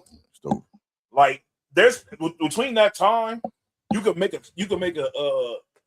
case that maybe Lamar could have won like 1 or 2 throughout that time, and that nigga whole career is looked at differently. Like, just completely differently. Because you gotta think about it like this, my nigga. Look, what other nigga, if he was 2 throughout that time, right? What other nigga you seen win MVPs that early and win Super Bowls that early? Patrick Mahomes. That's it. That's it. That's it. And he will be right there with him if he. But was. it's a couple of quarterbacks. A Super Bowl is like the cherry on top for Lamar. Yeah, for sure. It's a couple of quarterbacks like that because if you give Joe Burrow a championship, but he doesn't have no. That's what I'm saying. Like the niggas who won the MVPs and like shit like that shit like that. You got MVPs and championships on throughout that whole time. Only nigga we seen doing that is Mahomes. Early on in your career. Winning that many MVPs I got a comparison. And championships. I got a comparison with Joe Burrow too. I think Joe Burrow, not saying who's better or who's not, whatever. I think Joe Burrow is gonna go down as this generation's Dan Marino if he don't get out of Cincinnati. Yeah. For sure. No doubt about it. He's gonna be this generation's Dan Marino if he don't get out of there. Either him or Justin Herbert. Yeah. I can tell you this because that year and now that you said Herbert, if you give Joe Burrow Herbert's defense. Oh my God. Give San Diego's defense to Joe Burrow. Or if you just pick Joe Burrow and with the Chargers. Yeah. Oh yeah, for sure. Yeah. Oh yeah, no doubt about it. Because offense is not the problem with Cincinnati. When all of them are healthy, offense is not the problem. With what you call it either. With over there in San Diego, offense ain't the problem either. You know, well, their problem is you think you need a number one? I think he plays well enough, but he really doesn't need one. You talking about Justin Herbert? Yes. Yeah. He plays well. He doesn't like if he needs one. Yes, but the niggas he have are good enough. It'd be good. As good as he is, the niggas He makes them better. are good enough. He elevates his receivers. No, he needs number one. They don't have T. Higgins. George Pickens. He needs number one. He needs number one. George Pickens. Nigga, look. And that'll be perfect because that'll put old boy. What's the other receiver? Larry McCollum. That'll put him at number 2, and he'll be perfect right there. Quentin Johnson's playing well now too. Yep. Just watch him out because Lab McConkey nice. Georgia. You know what I'm saying? Lab McConkey nice. You know what I'm talking about? Man, they bring George Pickens. That's what I'm saying. He's moving the slot for sure. But he should be in the slot. He's a slot receiver. He's a slot receiver. Sure. That's what I'm saying. But that'll give Justin Herbert that number 1. Justin Herbert needs Quentin Jefferson to become better. No, but that's the main problem. That's not gonna happen. I'm with Fat. It can happen. I'm with Fat. I hope it doesn't. I'm with Fat. They need if they can go get George Pickens, or if for whatever reason the Chargers have a horrible year this year and they go get Duke from Ohio State, they're not getting it. They're not gonna have a bad. I don't think they're gonna have a. They're not gonna be that bad. They're not gonna be. Sorry. I'm gonna knock on this table and say, let somebody get hurt. Look, starting to get them next year. Check in with us. Check it. Keep us posted. We could be better, and our record could still be trash. And I think that's gonna happen. Our schedule is rough, and we can be better than we were last year, and still probably win about 5 games. I just seen a dude on Instagram on a podcast. I think it was it Vajay Villamila? He had the Raiders going. I don't know if he was playing or if he was sick. He had the Raiders going 11-6. I don't know about 11-6. He was playing. Bro, no, Rich Eisen pulled up the schedule, and he went game by game. I don't see us winning 11 games. No, he said he had them beaten. Because I'll be honest with you, he had them beaten Buffalo. No, what? He had them beaten Kansas City. No disrespect. He had them beaten Denver twice. I'd say a 5. No disrespect, Nick. They're not beating Denver not once, and they're not beating Kansas City not once. They normally sneak one in there. That one's gonna be against the Chargers.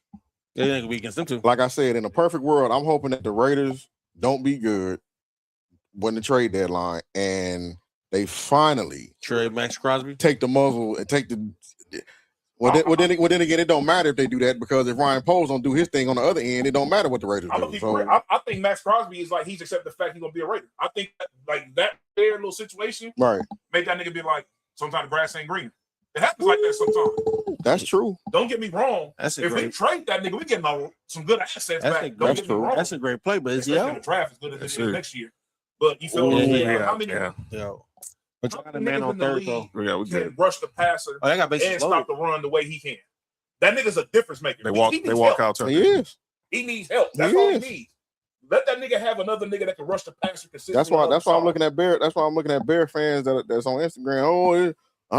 We giving up too much for him. I'm like, bro, look, man, you giving up 2 first-round picks. So what? Look what you getting in return. Basically, you get a nigga that can stop the run and look what you getting in return, bro. At a high level. You get that. He comes to the Bears. That's our best defensive end since Julius Peppers. For sure.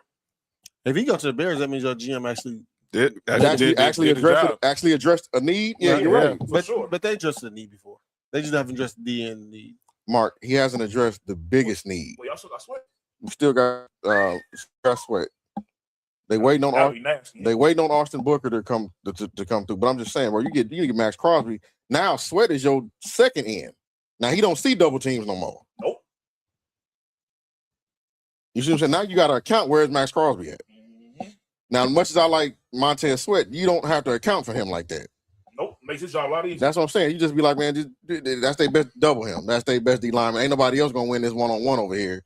So, you got players y'all can double? I mean, look, all I'm saying is this. I just think Josh Sweat is more of a complimentary DN. For sure.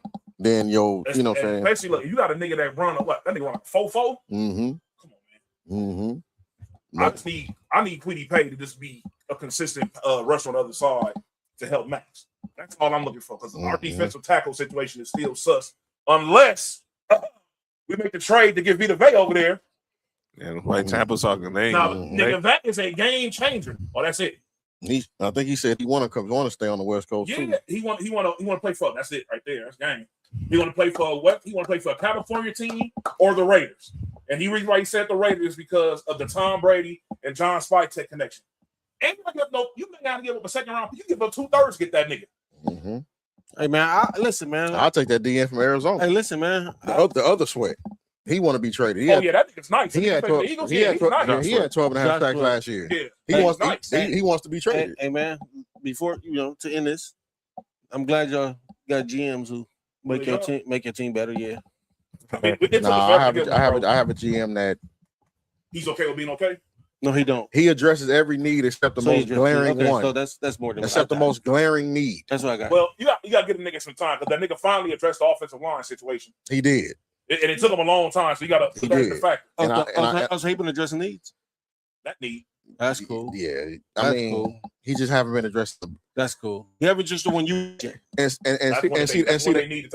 see the reason why it's magnified is because when you see Green Bay go get Micah Parsons, you see Baltimore go get Trey Hendrickson, you see this DN, you see Myles Garrett go to the Rams get Myles Garrett. You like Ryan Poles. Or at the very least, you seen the Cowboys nigga getting defensive tackles like a motherfucker. That's what I'm saying. They got two top 5 even them. tackles on their team. Even them. You see them last year at the trade deadline. They went go get Quinn Williams. I'm like Ryan Poles. And they had to put Kenny Clark. That's what I'm saying. That's crazy. I'm like Ryan Poles. Dog. What we doing? Why we didn't try to get Micah? Why did the Cowboys try to give more to get Max Crosby? You put Max Crosby with that deal. Go ahead, Mark. You know what Buffalo did? What? Somebody to clone. On that note, it's time to go. All right. We're gonna finish after the show. All right. I keep trying to tell Mark. And he was sorry before he died. I keep trying to tell Mark if Buffalo's ceiling is the AFC Championship game every year, Brandon Beane is going to be like, "What are y'all complaining about?" Because you're not getting. I mean, look. All right. I ain't gonna lie. I'll be cool with the AFC Championship every year. Shout out to Fat. We're gonna continue this discussion on Friday. All right. And rest in peace for your team, man. You already been there a few times, so you need to take the next level. I understand. We gonna talk. My team ain't been there. No, we're getting there in spite of him. That's the problem. Oh boy. My team ain't been there since we went to the Super Bowl. So go ahead, John. All right. We're gonna talk the rest of the NBA schedule on Friday. Next week, AFC, NFC South. We're gonna talk quarterbacks next week. Shout out to Fat, shout out to Cody. And we'll see y'all on Friday. Make sure y'all hit that subscribe button on YouTube for Sports For You, Ballers and Briefs. Follow us on X and Instagram at Master Debaters. And let us know who y'all think are the best defenses is in the AFC West. Get that stupid barcode off my screen. Nessa and JoJo, don't you start that. All right. Don't you start that. All right. We will see y'all Friday. This has been Master Debaters. Shout out to Cody. This is John. You crazy. And that's Mark. That's Nick. That's Fat. And this is peace. This ain't that, that gay ass USC shit. It's peace. D-BATers. We stay lit. If you want the truth, come take your seat. Join the debate. Bring the heat. One mic, 4 angles, no fear, no pause, big names, big swings.